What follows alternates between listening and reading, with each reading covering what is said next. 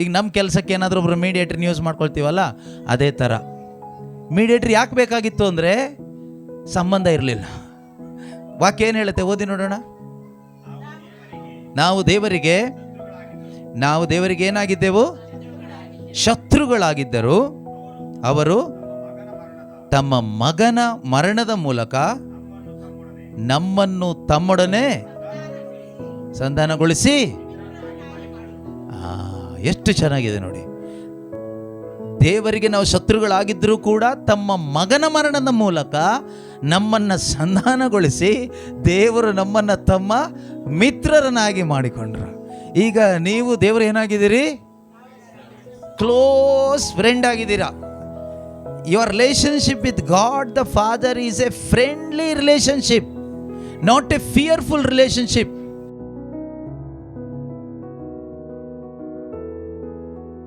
Hallelujah. ದೇವರ ವಾಕ್ಯವನ್ನು ಧ್ಯಾನಿಸೋದು ಅಂದರೆ ಯೇಸು ಸ್ವಾಮಿಯನ್ನೇ ಧ್ಯಾನಿಸೋದು, ಬೇರೆ ಏನೂ ಅಲ್ಲ. ದೇವರ ವಾಕ್ಯವನ್ನು ಧ್ಯಾನ ಮಾಡೋದು ಅಂದರೆ ಏನು? You are meditating Jesus. ನಮ್ಮ ಜೀವನದಲ್ಲಿ ನಾವು ಏನನ್ನು ಧ್ಯಾನಿಸ್ತೀವೋ ಅದ್ರ ಥರ ನಾವು ಬದುಕ್ತೀವಿ. ನಾವು ಯೇಸು ಕ್ರಿಸ್ತರನ್ನು ನಿಜವಾಗಲೂ ಧ್ಯಾನಿಸೋರೇ ಆದರೆ ಈ ಲೋಕದಲ್ಲಿ ನಮ್ಮ ಜೀವನ ಯೇಸು ಸ್ವಾಮಿ ಥರ ಇರುತ್ತೆ. ನಾವು ಅದು ಬಿಟ್ಬಿಟ್ಟು ಬೇರೆ ಏನೆಲ್ಲ ಧ್ಯಾನ ಮಾಡ್ತೀವೋ ಲೌಕಿಕವಾದದ್ದು, ನಮ್ಮ ಜೀವನ ಲೌಕಿಕವಾಗಿಯೇ ಇರುತ್ತೆ. ಇವತ್ತು ನಮ್ಮ ಜೀವನ ಹೇಗಿದೆ? ಲೌಕಿಕವಾಗಿ ಇದೆಯಾ ಅಥವಾ ದೈವಿಕವಾಗಿ ಇದೆಯಾ?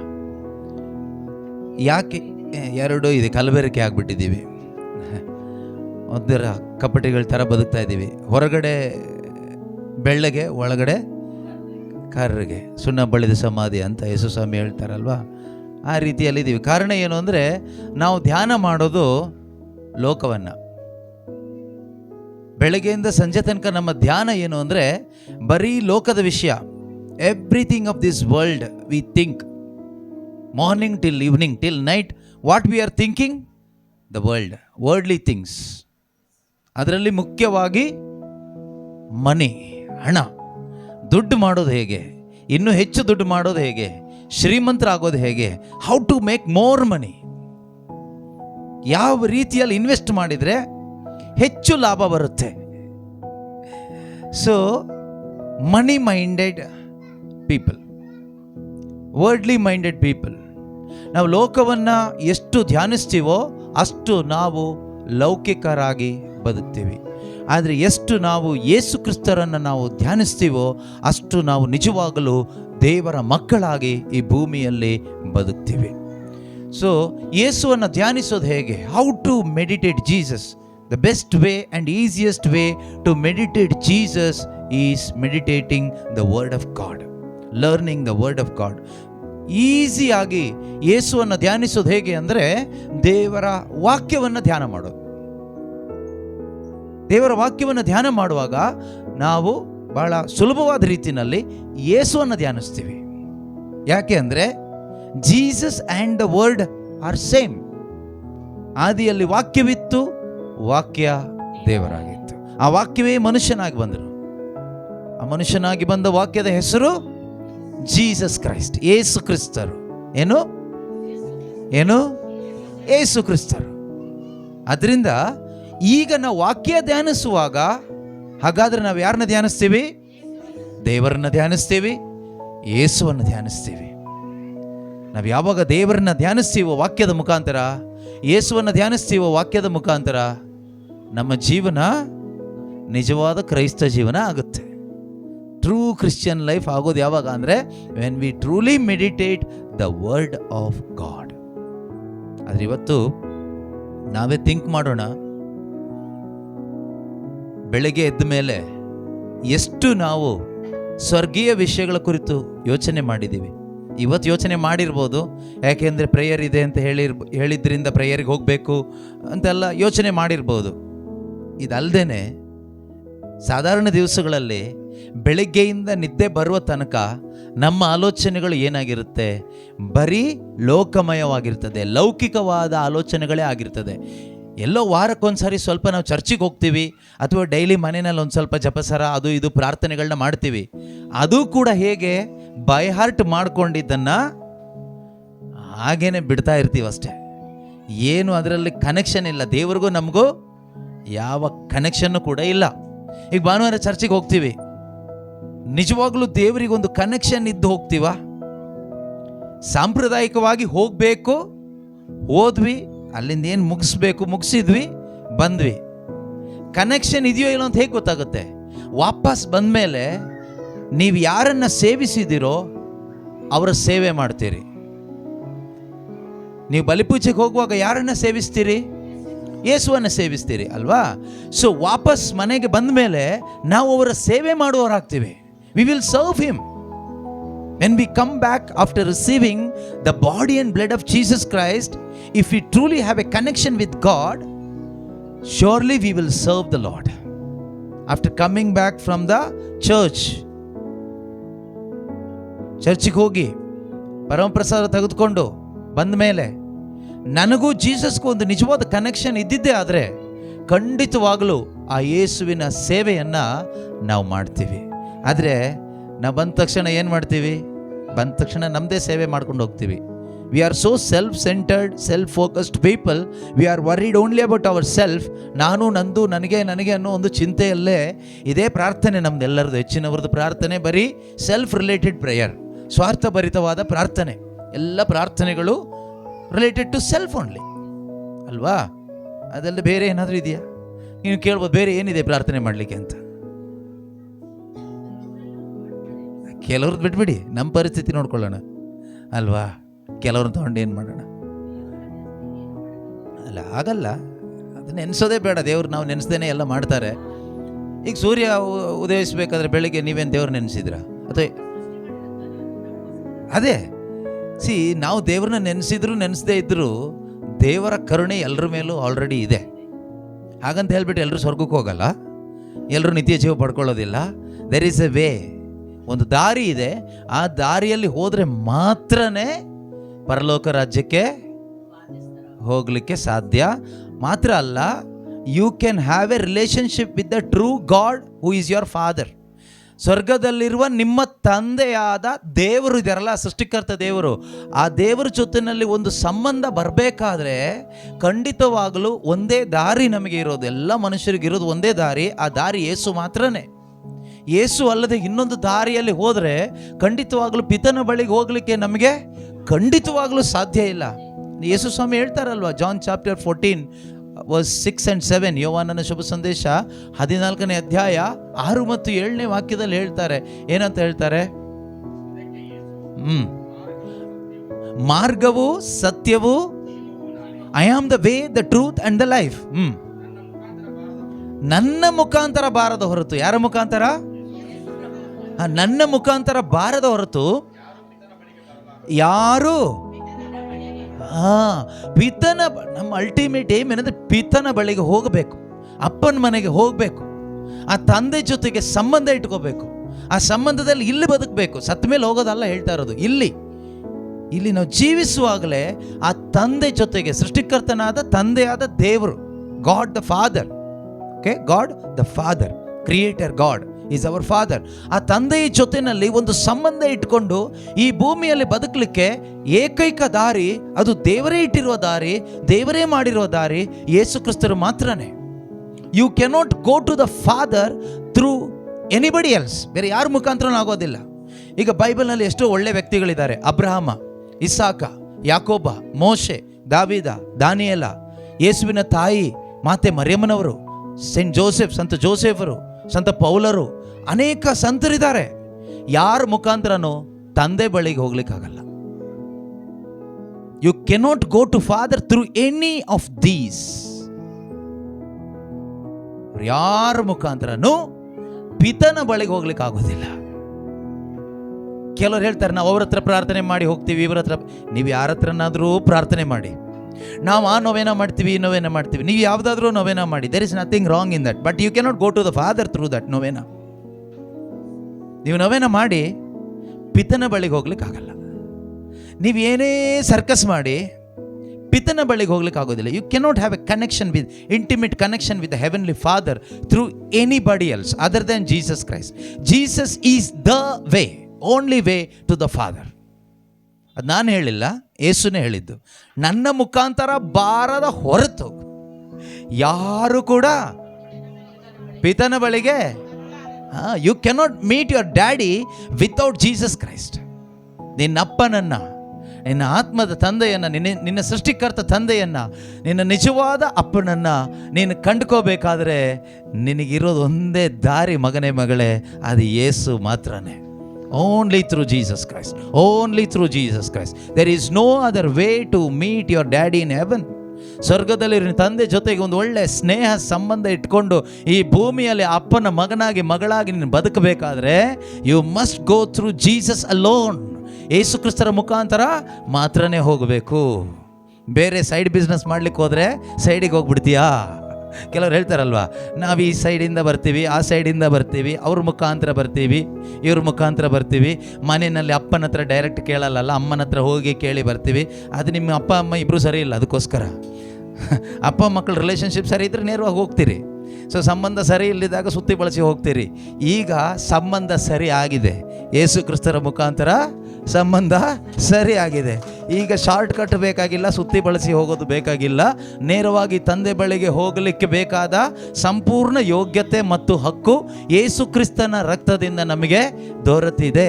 ರೋಮನರಿಗೆ ಬರೆದ ಪತ್ರಿಕೆ 5ನೇ ಅಧ್ಯಾಯ 10ನೇ ವಾಕ್ಯದಲ್ಲಿ ನಾವು ಓದ್ತೀವಿ, ನಾವು ದೇವರಿಗೆ ಶತ್ರುಗಳಾಗಿದ್ದರೂ ಕೂಡ ತಮ್ಮ ಪುತ್ರನ ಮಗನ ಮರಣದ ಮುಖಾಂತರವಾಗಿ, ತಮ್ಮ ಪುತ್ರ ಯೇಸು ಕ್ರಿಸ್ತನ ಮರಣದ ಮುಖಾಂತರವಾಗಿ ದೇವರು ನಮ್ಮನ್ನು ತಮ್ಮ ಮಿತ್ರರನ್ನಾಗಿಸಿಕೊಂಡಿದ್ದಾರೆ. ಓದಿ ನೋಡೋಣ. ನಾವು ದೇವರಿಗೆ, ನಾವೇನಾಗಿದ್ವಿ ದೇವರಿಗೆ? ಆಗ ಮೀಡಿಯೇಟರ್ ಬೇಕಾಗಿತ್ತು. ಶತ್ರುಗಳಾಗಿದ್ದಾಗ ಮೀಡಿಯೇಟರ್ ಬೇಕಾಗಿತ್ತು, ನೋ ಡೈರೆಕ್ಟ್ ಡೀಲಿಂಗ್. ಅದಕ್ಕೆ ಮೋಶೆ ಇದ್ದ, ಯಾಜಕರಿದ್ದರು ಹಳೆ ಒಡಂಬಡಿಕೆಯಲ್ಲಿ. ಹಳೆ ಒಡಂಬಡಿಕೆಯಲ್ಲಿ ಯಾಜಕರು ಯಾಕಿದ್ರು? ದೇವರಿಗೂ ಮನುಷ್ಯನಿಗೂ ಮಧ್ಯದಲ್ಲಿ ಹಗೆತನ ಇತ್ತು. There is no friendship between God and man. Enmity was there. ದೇವರಿಗೂ ಮನುಷ್ಯನಿಗೂ ಶತ್ರುತ್ವ ಇತ್ತು. ದೇವರು ಡೈರೆಕ್ಟ್ ಆಗಿ ಮನುಷ್ಯನ ಮುಖ ನೋಡ್ಲಿಕ್ಕೆ ಇಷ್ಟಪಡ್ತಾ ಇರಲಿಲ್ಲ. ಮನುಷ್ಯ ದೇವರ ಮುಖ ನೋಡಿದ್ರೆ ಬದುಕ್ತಾ ಇರಲಿಲ್ಲ. According to the old covenant, under the new old covenant ದೇವ್ರ ಮುಖ ನೋಡಿದವನು ಸಾಯ್ಬೇಕಾಗಿತ್ತು. ಯಾಕೆ ಅಂದರೆ ಮನುಷ್ಯನಲ್ಲಿ ಪಾಪ ಇತ್ತು. ಅದರಿಂದ ಪರಿಶುದ್ಧನಾದ ದೇವ್ರ ಮುಖ ನೋಡಿಬಿಟ್ರೆ ಅವ್ನು ಸುಟ್ಟು ಹೋಗ್ತಾ ಇದ್ದ, ಸಾಯ್ತಾ ಇದ್ದ. That was their belief. ಅದಾಗಿತ್ತು ಅವರ ನಂಬಿಕೆ. ಯಾಕೆ ಅಂದರೆ there was a wall called enmity between God and man. ದೇವರಿಗೂ ಮನುಷ್ಯನಿಗೂ ಮಧ್ಯದಲ್ಲಿ ಹಗೆತನ ಎಂಬ ಒಂದು ಗೋಡೆ ಇತ್ತು. ದೇವರ ಕೋಪ ಮನುಷ್ಯನ ಮೇಲೆ ಇತ್ತು. Anger of God was there upon us under the old covenant. ಈಗ ಏನಾದರೂ ದೇವ್ರ ಸಹಾಯ ಬೇಕಾದರೆ ಡೈರೆಕ್ಟ್ ದೇವ್ರ ಹತ್ರ ಹೋಗೋಕ್ಕಾಗ್ತಾ ಇರಲಿಲ್ಲ. ಒಬ್ಬ ಮನುಷ್ಯನಿಗೆ ಯಾವೊಂದಾದ್ರೂ ಒಬ್ಬ ಹೆಲ್ಪ್ ಬೇಕಾಗಿತ್ತು. ಮೋಶೆ ಹೋಗ್ತಾ ಇದ್ದ, ಇಲ್ಲ ಯಾಜಕರು ಹೋಗ್ತಾ ಇದ್ರು, ಇಲ್ಲ ಪ್ರವಾದಿ ಹೋಗ್ತಾ ಇದ್ದ. ಈ ರೀತಿ ಮೀಡಿಯೇಟರ್ ಬೇಕಾಗಿತ್ತು. ಹಳೆ ಒಡಂಬಡಿಕೆಯಲ್ಲಿ ಮಧ್ಯಸ್ಥ ಬೇಕಾಗಿತ್ತು. ಒಬ್ಬ ದೇವರಿಗೂ ಮನುಷ್ಯನಿಗೂ ಮಧ್ಯದಲ್ಲಿ ಏನಾದರೂ ಕೆಲಸ ಆಗಬೇಕು ಅಂದರೆ ಒಬ್ಬ ಮೀಡಿಯೇಟರ್ ಬೇಕು. ಈಗ ನಮ್ಮ ಕೆಲಸಕ್ಕೆ ಏನಾದರೂ ಒಬ್ಬರು ಮೀಡಿಯೇಟರ್ನ ಯೂಸ್ ಮಾಡ್ಕೊಳ್ತೀವಲ್ಲ, ಅದೇ ಥರ ಮೀಡಿಯೇಟರ್ ಯಾಕೆ ಬೇಕಾಗಿತ್ತು ಅಂದರೆ ಸಂಬಂಧ ಇರಲಿಲ್ಲ. ವಾಕ್ಯ ಏನು ಹೇಳುತ್ತೆ? ಓದಿ ನೋಡೋಣ. ನಾವು ದೇವರಿಗೆ ಏನಾಗಿದ್ದೆವು?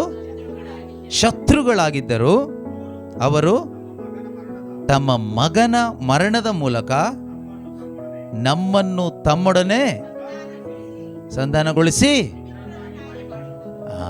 ಎಷ್ಟು ಚೆನ್ನಾಗಿದೆ ನೋಡಿ. ದೇವರಿಗೆ ನಾವು ಶತ್ರುಗಳಾಗಿದ್ದರೂ ಕೂಡ ತಮ್ಮ ಮಗನ ಮರಣದ ಮೂಲಕ ನಮ್ಮನ್ನು ಸಂಧಾನಗೊಳಿಸಿ ದೇವರು ನಮ್ಮನ್ನು ತಮ್ಮ ಮಿತ್ರರನ್ನಾಗಿ ಮಾಡಿಕೊಂಡ್ರು. ಈಗ ನೀವು ದೇವರು ಏನಾಗಿದ್ದೀರಿ? ಕ್ಲೋಸ್ ಫ್ರೆಂಡ್ ಆಗಿದ್ದೀರಾ. Your relationship with god the father is A friendly relationship, not A fearful relationship. ಕೆಲವು ಮನೇಲಿ ಅಪ್ಪ ಅಂದರು ಸಿಂಹದ ಥರ ಇರ್ತಾರೆ. ಆಗ ಏನಾಗುತ್ತೆ? ಅಪ್ಪ ಮಕ್ಕಳಿಗೆ ಸಂಬಂಧ ಇರೋದಿಲ್ಲ. ಅಪ್ಪ ಹುಲಿ ಥರ ಇರ್ತಾನೆ, ಮಗ ಇಲಿ ಥರ ಇರ್ತಾನೆ. ಆ ಟೈಮಲ್ಲಿ ಅಮ್ಮನ ಸಹಾಯ ಬೇಕೇ ಬೇಕಮ್ಮ, ಪ್ಲೀಸ್ ಏನಾದರೂ ಸ್ವಲ್ಪ ಇಸ್ಕೊಟ್ರೆ ನಾನು ಫೀಸ್ ಕಟ್ಕೊಳ್ತೀನಿ ರೀ. ಹುಲಿ ಅಲ್ವಾ? ಹೇಳು ಮಗನಿಗೆ ಫೀಸ್. ಅಲ್ಲಿದೆ ಎತ್ಕೊಂಡು ಹೋಗು, ಅಲ್ಲಿದೆ ಎತ್ಕೊಂಡು ಕೊಡ್ತಾರೆ. ಆದರೆ ಇಲ್ಲಿ ಹುಲಿ ಇಲ್ಲ, ಫ್ರೆಂಡ್, ಕ್ಲೋಸ್ ಫ್ರೆಂಡ್. ಆ ಫ್ರೆಂಡ್ಶಿಪ್ ಎಷ್ಟು ದೊಡ್ಡ ಫ್ರೆಂಡ್ಶಿಪ್ ಅಂದರೆ ಗೆಳೆಯನಿಗಾಗಿ ಪ್ರಾಣ ಕೊಡುವಂಥ ಒಂದು ಫ್ರೆಂಡ್ಶಿಪ್. ಆ ಮಟ್ಟಕ್ಕೆ ಈಗ ದೇವರಿಗೂ ನಮಗೂ ಅಪ್ಪ ಮಗನ ಫ್ರೆಂಡ್ಶಿಪ್ ಬಂದಿದೆ. ಅದೇ ರೀತಿ ಕೆಲವೊಂದು ತಂದೆ ಮಕ್ಕಳ ಸಂಬಂಧ ಫ್ರೆಂಡ್ಲಿ ಆಗಿರ್ತಾರೆ. ಹೇಗೆ ಮೇಲೆ ಕೈ ಹಾಕ್ಕೊಂಡು ಇಬ್ಬರು ಒಟ್ಟಿಗೆ ಎಣ್ಣೆ ಹೊಡೆಯೋಕ್ಕೆ ಹೋಗ್ತಾರೆ, ಚರ್ಚ್ಗೂ ಹೋಗ್ತಾರೆ. ಹೋಗಲ್ವಾ? ನಿಮಗೆ ಗೊತ್ತಿಲ್ಲ, ಬನ್ನಿ ತೋರಿಸ್ಕೊಡ್ತೀನಿ. ಹೋಗಲ್ವಾ? ನೀವು ಮನೆ ಬಿಟ್ಟೆಲ್ಲ ಹೋಗಿಲ್ಲ ಅನ್ಸುತ್ತೆ, ಅದಕ್ಕೆ ನಿಮಗೆ ಗೊತ್ತಿಲ್ಲ. ಬನ್ನಿ, ಉಡುಪಿ ಮಂಗಳೂರು ಕಡೆ ಕರ್ಕೊಂಡು ಹೋಗ್ತೀನಿ. ಅಲ್ಲಿ ಕ್ರಿಸ್ಮಸ್ಗೆ, ಈಸ್ಟರ್ಗೆ ಕುಟುಂಬ ಸಮೇತ, ಫ್ಯಾಮಿಲಿ ಸಮೇತವಾಗಿ ಒಟ್ಟಿಗೆ ಹೋಗಿ ಎಣ್ಣೆ ಹೊಡ್ಕೊಂಡು ಕ್ರಿಸ್ಮಸ್ ಮಾಡಿಕೊಂಡು ಈಸ್ಟರ್ ಮಾಡಿಕೊಂಡು ಸೆಲೆಬ್ರೇಷನ್ ಮಾಡ್ಕೊಂಡು ಬರುವ ಕಥೋಲಿಕ ಕ್ರೈಸ್ತ ಕುಟುಂಬಗಳನ್ನ ತೋರಿಸ್ಕೊಡ್ತೀನಿ. ನೋಡಬೇಕು? ನಿಮ್ಮೂರಲ್ಲಿಲ್ವಾ? ನಿಮಗೆ ಗೊತ್ತಿಲ್ಲ, ನೀವು ಹೋಗಿಲ್ಲ ಅಷ್ಟೇ ಎಣ್ಣೆ ಹೊಡಿಲಿಕ್ಕೆ, ಅದಕ್ಕೆ ಗೊತ್ತಿಲ್ಲ. ಇದ್ದಾರೆ, ಎಲ್ಲ ಕಡೆಗೂ ಇದ್ದಾರೆ. ಅಂದರೆ ಫ್ರೆಂಡ್ಲಿ ಆಗಿರ್ತಾರೆ, ಅಲ್ಲೇನು ಭಯ ಇರೋದಿಲ್ಲ. ಸೊ ದೇವ್ರಿಗೂ ನಮಗೂ ಈಗ ಇರತಕ್ಕಂಥ ಸಂಬಂಧ ಫ್ರೆಂಡ್ಲಿ ರಿಲೇಷನ್ಶಿಪ್. ಈ ಫ್ರೆಂಡ್ಲಿ ರಿಲೇಷನ್ಶಿಪ್ಪಲ್ಲಿ ಇನ್ನೊಬ್ಬ ಮೀಡಿಯೇಟರ್ ಬೇಕಾಗಿಲ್ಲ. ಈಗ ನೋಡಿ, ಇಬ್ಬರು ಫ್ರೆಂಡ್ಸ್ ಇರ್ತಾರೆ, ಓಕೆ, ಮೂರು ಜನ ಫ್ರೆಂಡ್ಸ್ ಇರ್ತಾರೆ ಅಂತ ಇಟ್ಕೊಳ್ಳೋಣ. ಈಗ 3 ಜನ ಫ್ರೆಂಡ್ಸಲ್ಲಿ ಆ ಫ್ರೆಂಡ್ಶಿಪ್ ಮಧ್ಯದಲ್ಲಿ ಇಬ್ಬರು ಮಧ್ಯದಲ್ಲಿ ಏನೋ ಸ್ವಲ್ಪ ವೈಮನಸ್ಸು ಬಂತು. ಆಗ ಮೂರನೇವನು ಏನು ಮಾಡ್ತಾನೆ? ಮೂರನೇವನು ಮಧ್ಯಸ್ಥಿಕೆ ಮಾಡ್ತಾನೆ. ಈಗ ಏನಾದರೂ ಮಾತಾಡೋದಿದ್ರೆ ಇವನ ಹತ್ರ ಹೇಳ್ತಾನೆ, ಅವನ ಹತ್ರ ಹೇಳ್ತಾರೆ. ಗಂಡ ಹೆಂಡತಿ ಮನೆಯಲ್ಲಿ ಗಲಾಟೆ ಮಾಡ್ಕೊಂಡಿರ್ತಾರೆ. ಯಾರ ಹತ್ರ ಹೇಳ್ತಾರೆ? ಮಕ್ಕಳ ಹತ್ರ ಹೇಳ್ತಾರೆ. ಡೈರೆಕ್ಟಾಗಿ ಹೆಂಡತಿ ಹತ್ರ ಹೇಳಲ್ಲ, ಮಗನ ಹತ್ರ ಹೇಳ್ತಾರೆ, ಇಲ್ಲ ಮಗಳ ಹತ್ರ ಹೇಳ್ತಾರೆ. ನನಗೆ ನಾಳೆ 9 ಗಂಟೆಗೆ ಡ್ಯೂಟಿ ಅಂತ ಯಾರು ಇವಳ ಹತ್ರ, ಮಗಳ ಹತ್ರ ಹೇಳೋದು. ಹೆಂಡತಿ ಹತ್ರ ಹೇಳ್ತಾ ಇರೋದು, ಅದು ಡೈರೆಕ್ಟಾಗಿ ಹೇಳಲಿಕ್ಕೆ ಆಗ್ತಾ ಇಲ್ಲ. ಫೆಲೋಶಿಪ್ ಬ್ರೇಕ್ ಆಗಿಬಿಟ್ಟಿದೆ, ಏನೋ ಸ್ವಲ್ಪ ಮನಸ್ತಾಪ ಬಂದುಬಿಟ್ಟು. ನಾಳೆ 5 ಗಂಟೆಗೆ ನನಗೆ ಎಲ್ಲಿಗೋ ಹೋಗಬೇಕು, ಎಲ್ಲ ಬಟ್ಟೆ ರೆಡಿ ಮಾಡಿಡು ಹೇಳ್ತಾ ಇರೋದು ಅಲ್ಲಿ. ಅದು ಡೈರೆಕ್ಟ್ ಹೇಳಲಿಕ್ಕೆ ಆಗ್ತಾ ಇಲ್ಲ, because there is no fellowship. ಆದರೆ ಈಗ ಹಾಗಲ್ಲ. ತಂದೆಯಾದ ದೇವರ ಆ ಒಂದು ಅನ್ಯೋನ್ಯತೆಗೆ ನಮ್ಮನ್ನು ಅವರೇ ಕರ್ಕೊಂಡಿದ್ದಾರೆ. ಯಾವ ರೀತಿಯಲ್ಲಿ ಅಂದರೆ ಯೇಸು ಕ್ರಿಸ್ತನ ಬಲಿಯರ್ಪಣೆಯ ಮುಖಾಂತರ, ಯೇಸುವಿನ ಪವಿತ್ರ ರಕ್ತದ ಮುಖಾಂತರವಾಗಿ ನಮ್ಮನ್ನು ದೇವರು ತಮ್ಮೊಡನೆ ಸಂಧಾನಪಡಿಸಿಕೊಂಡಿದ್ದಾರೆ. ಸಂಧಾನಪಡಿಸಿಕೊಳ್ಳುತ್ತಾರೆ ಅಲ್ಲ, God has reconciled us to himself through Jesus Christ. ಈಗ ನೀವು ದೇವರನ್ನ ಅಪ್ಪ, ತಂದೆಯೇ ಎಂದು ಕರೆದು ಪ್ರಾರ್ಥನೆ ಮಾಡ್ಬೋದು. ಆದರೆ ನಮಗೆ ಯಾರಿಗೆ ಮಾಡ್ಲಿಕ್ಕೆ ಆಗೋದಿಲ್ಲ ಗೊತ್ತಾ? ಯಾರು ಈ ಅಪ್ಪನಿಗೆ ಇನ್ನೂ ಹುಟ್ಟಿಲ್ವೋ ಅವರಿಗೆ ಮಾಡ್ಲಿಕ್ಕೆ ಆಗಲ್ಲ. ಅವರಿಗೆ 3rd ಪರ್ಸನ್ ಮುಖಾಂತರನೇ ಹೋಗ್ಲಿಕ್ಕೆ ಆಗೋದು. ದೇವರಿಂದ ಹುಟ್ಟಬೇಕು. ಯೇಸು ಸ್ವಾಮಿ ಹೇಳ್ತಾರಲ್ವಾ, ಆ ದೇವರ ವಾಕ್ಯ ಇದೆ, ದೇವರಿಂದ ಹುಟ್ಟುವುದು. ಮನುಷ್ಯರಿಂದ ಹುಟ್ಟೋದೊಂದಿದೆ, ದೇವರಿಂದ ಹುಟ್ಟೋದೊಂದಿದೆ. ದೇವರಿಂದ ಹುಟ್ಟುವವನು ಯಾರ ಮಗನಾಗ್ತಾನೆ? ದೇವರ ಮಗನಾಗ್ತಾನೆ, ದೇವರ ಮಗಳಾಗ್ತಾರೆ. ಹೇಗೆ ಯೇಸು ಕ್ರಿಸ್ತರ ಮುಖಾಂತರ ನಾವು ದೇವರಿಂದ ಹುಟ್ಟೋದು ಅಂದರೆ, ಜಾನ್ ಚಾಪ್ಟರ್ 1 ವರ್ಸ್ 12 and 13, ಯೋವಾನನ ಶುಭ ಸಂದೇಶ ಅಧ್ಯಾಯ 1 ವಾಕ್ಯ 12-13 ನಾವು ಓದ್ತೀವಿ. ಕೆಲವರಾದರೂ, ಎಲ್ಲರೂ ಅಲ್ಲ, ಕೆಲವರು ಮಾತ್ರನೇ ಅವರನ್ನು ಬರಮಾಡಿಕೊಂಡರು. ಅಂಥವರಿಗೆ ಅಂದರೆ ಯಾರಲ್ಲಿ, ಯಾರ ಬಗ್ಗೆ ಹೇಳ್ತಾ ಇರೋದು ಇಲ್ಲಿ? ಜೀಸಸ್ ಬಗ್ಗೆ. ಅವರಲ್ಲಿ ವಿಶ್ವಾಸ ಇಟ್ಟವರಿಗೆ. ಏನೆಂದು ವಿಶ್ವಾಸ ಇಟ್ಟವರಿಗೆ? That Jesus Christ died for my sin, he paid the penalty of my sin. ಯೇಸು ಕ್ರಿಸ್ತರು ನನಗಾಗಿ ಸತ್ತು ನನ್ನ ಪಾಪದ ಏನು ವೇತನ, ಸಂಬಳ ಕೊಡಬೇಕಾಗಿತ್ತೋ ಅಥವಾ ದಂಡ ಕಟ್ಟಬೇಕಾಗಿತ್ತೋ, ಪೂರ್ತಿಯಾಗಿ ಯೇಸು ಕ್ರಿಸ್ತರು ನನ್ನ ಪಾಪದ ಸಂಬಳವನ್ನು ಅಥವಾ ಪಾಪದ ದಂಡವನ್ನು ಯೇಸು ತನ್ನ ಮರಣದ ಮುಖಾಂತರ ಶಿಲುಬೆ ಮೇಲೆ ಕಟ್ಟಿ ಮುಗಿಸಿ ಆಯಿತು. ಇಟ್ ಈಸ್ ಫಿನಿಶ್ಡ್ ಅಂತ ಹೇಳಿ ಫಿನಿಶ್ ಮಾಡಿ ಆಯಿತು. ಹಾಗೆ ಅವರು ಪುನರುತ್ಥಾನದ ಮುಖಾಂತರ ನನಗೇನು ಕೊಟ್ಟರು? ನ್ಯೂ ಲೈಫ್ ಕೊಟ್ಟರು, ಹೊಸ ಜೀವ ಕೊಟ್ಟರು. When I believe in him that he died for me, he resurrected for me, I will get the forgiveness of sin and the new life. ನನಗೆ ಪಾಪ ಕ್ಷಮೆನೂ ಸಿಗುತ್ತೆ, ಹೊಸ ಜೀವನನೂ ಸಿಗುತ್ತೆ ಥ್ರೂ ದ ಹೋಲಿ ಸ್ಪಿರಿಟ್. ಪರಿಶುದ್ಧಾತ್ಮನ ಮುಖಾಂತರವಾಗಿ ಇದು ನನಗೆ ಸಿಗುತ್ತೆ. ಇದು ಇದರ ಅರ್ಥ. ಓಕೆ, ಅವರಲ್ಲಿ ವಿಶ್ವಾಸವಿಟ್ಟವರಿಗೆ ಯಾರ ಮಕ್ಕಳಾಗುವ? ದೇವರ ಮಕ್ಕಳಾಗುವ ಹಕ್ಕನ್ನು ಅವರು ಕೊಟ್ಟರು. But to all who received him, who believed in his name, he gave power to become children of God, who were born not of blood or of the will of flesh or of the will of man, but of God. ಅಂತವರ ಜನನವು ರಕ್ತ ಸಂಬಂಧದಿಂದ ಅಲ್ಲ, ಶರೀರದ ಇಚ್ಛೆಯಿಂದ ಅಲ್ಲ, ಮಾನವ ಸಹಜ ಬಯಕೆಯಿಂದ ಅಲ್ಲ, ದೇವರಿಂದ ಆದರು. ಅಂದರೆ ದೇವರಿಗೆ ಹುಟ್ಟಿದವರಾಗ್ತಾರೆ. You will be born of God. ನೀವು ದೇವರಿಗೆ ಹುಟ್ಟಿದವರು, ದೇವರಿಂದ ಜನಿಸಿದವರು ನೀವು ಆಗ್ತೀರಿ. ಯಾರು? ನಾವು ಅಲ್ಲ. ಯಾರು ಪೂರ್ಣ ಮನಸ್ಸಿನಿಂದ ಯೇಸು ಕ್ರಿಸ್ತರು ನನಗಾಗಿ ಈ ಜಗತ್ತಿಗೆ ಬಂದರು, ನನಗಾಗಿ ಯಾತನೆ ಅನುಭವಿಸಿದ್ರು, ನನಗಾಗಿ ಸತ್ರು, ನನ್ನ ಪಾಪ ಪರಿಹಾರ ಮಾಡಿದ್ರು. ಇನ್ನೊಂದು ಪಾಪ ಪರಿಹಾರ ನನಗೆ ಬೇಕಾಗಿಲ್ಲ, ನನಗೆ ಇನ್ನೊಂದು ಪಾಪ ಕ್ಷಮೆ ಯಾರೂ ಕೊಡೋದು ಬೇಕಾಗಿಲ್ಲ. ಒಮ್ಮೆಗೆ ಎಲ್ಲ ಕಾಲಕ್ಕೂ ನನ್ನ ಪಾಪ ಪರಿಹಾರನೂ ಮಾಡಿದ್ರು. ನನ್ನ ಪಾಪ ದೇವರು ಯೇಸು ಕ್ರಿಸ್ತನಲ್ಲಿ ಕ್ಷಮಿಸೇನೂ ಆಯಿತು. ಯೇಸು ಕ್ರಿಸ್ತನ ಪುನರುತ್ಥಾನಗೊಳಿಸುವುದರ ಮುಖಾಂತರ ನನಗೆ ನಿತ್ಯ ಜೀವ ಕೊಟ್ಟರು. ನಾನು ಅದನ್ನು ನಂಬಿದೆ. ಅದರ ಮುಖಾಂತರ ಪಾಪ ಕ್ಷಮೆ ಸಿಕ್ತು, ಪಾಪ ವಿಮೋಚನೆ ಸಿಕ್ತು, ಪಾಪಕ್ಕೆ ದಂಡನೆಯೂ ಮುಗಿದೋಯ್ತು. It is finished. ನನಗೆ ನ್ಯೂ ಲೈಫ್, ಹೊಸ ಜೀವನನೂ ಸಿಕ್ತು.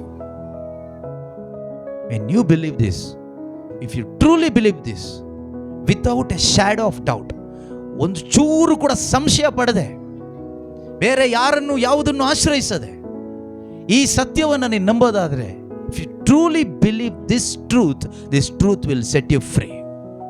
ಈ ಸತ್ಯವನ್ನು ನಂಬೋದಾದರೆ ಈ ಸತ್ಯ ನಮಗೆ ಪೂರ್ಣ ಸ್ವಾತಂತ್ರ್ಯ ಕೊಡ್ತದೆ. Freedom to walk as child of God. ಯಾವ ರೀತಿ ಸ್ವಾತಂತ್ರ್ಯ ಗೊತ್ತಾ? ದೇವರ ಮಗನಾಗಿ, ದೇವರ ಮಗಳಾಗಿ, ಕ್ರಿಸ್ತ ಯೇಸುವಿನ ಅನುಯಾಯಿಯಾಗಿ ಬದುಕಲಿಕ್ಕೆ ಬೇಕಾದ ಸ್ವಾತಂತ್ರ್ಯ ಕೊಡ್ತದೆ. ಆದರೆ ಇವತ್ತು ನಾವು ನಿಜವಾಗ್ಲೂ ದೇವರ ಮಕ್ಕಳಾಗಿ ಆ ಸ್ವಾತಂತ್ರ್ಯದಲ್ಲಿ ಬದುಕ್ತಾ ಇದ್ದೀವಿ. Are we truly walking in the freedom as the children of God? ದೇವರ ಮಕ್ಕಳಾಗಿ ಇರುವ ಒಂದು ಸ್ವಾತಂತ್ರ್ಯದಲ್ಲಿ ನಾವಿವತ್ತು ಬದುಕ್ತಾ ಇದ್ದೀವ? ಅಥವಾ ಯೇಸುವಿನ ಅನುಯಾಯಿಯಾಗಿ, ಶಿಷ್ಯರಾಗಿ ಸ್ವತಂತ್ರವಾಗಿ ನಾವು ಬದುಕ್ತಾ ಇದ್ದೀವ? ಅಥವಾ ಹೇಡಿಗಳಾಗಿ ಭಯಪಟ್ಕೊಂಡು ಮೂಢನಂಬಿಕೆಯಲ್ಲಿ ಒಂದಿಷ್ಟು ಅಲ್ಲೊಂದು ಸ್ವಲ್ಪ ಪ್ರಾರ್ಥನೆ, ಇಲ್ಲೊಂದು ಸ್ವಲ್ಪ ಪ್ರಾರ್ಥನೆ ಎಲ್ಲ ಮಾಡಿಕೊಂಡು ಯೇಸು ಬಗ್ಗೆ ಮಾತ್ರ ಒಬ್ಬರಿಗೂ ಹೇಳ್ದೇನೆ ಕಾಲ ತಳ್ಕೊಂಡು ಹೋಗ್ತಾ ಇದ್ದೀವ? ಇಲ್ಲ ತಾನೆ? Very good. ದೇವರ ಬಗ್ಗೆ ಅಲ್ಲ, ಯೇಸು ಕ್ರಿಸ್ತನ ಶುಭ ಸಂದೇಶ ಹೇಳಬೇಕು. ಯೇಸು ಯಾರು ಎಂದು ಈ ಜಗತ್ತಿಗೆ ನಾವು ಹೇಳಬೇಕು. ಹೇಳಲಿಕ್ಕೆ ನಮಗೆ ಆಗಬೇಕಾದ್ರೆ ಮೊಟ್ಟ ಮೊದಲನೇದು ಆ ದೇವರಿಂದ ಜನಿಸಿರಬೇಕು. ದೇವರಿಂದ ಜನಿಸದ ಯಾರು ಕೂಡ ಈ ಅಪ್ಪನಿಗೋಸ್ಕರ ಬದುಕಕ್ಕಾಗಲ್ಲ.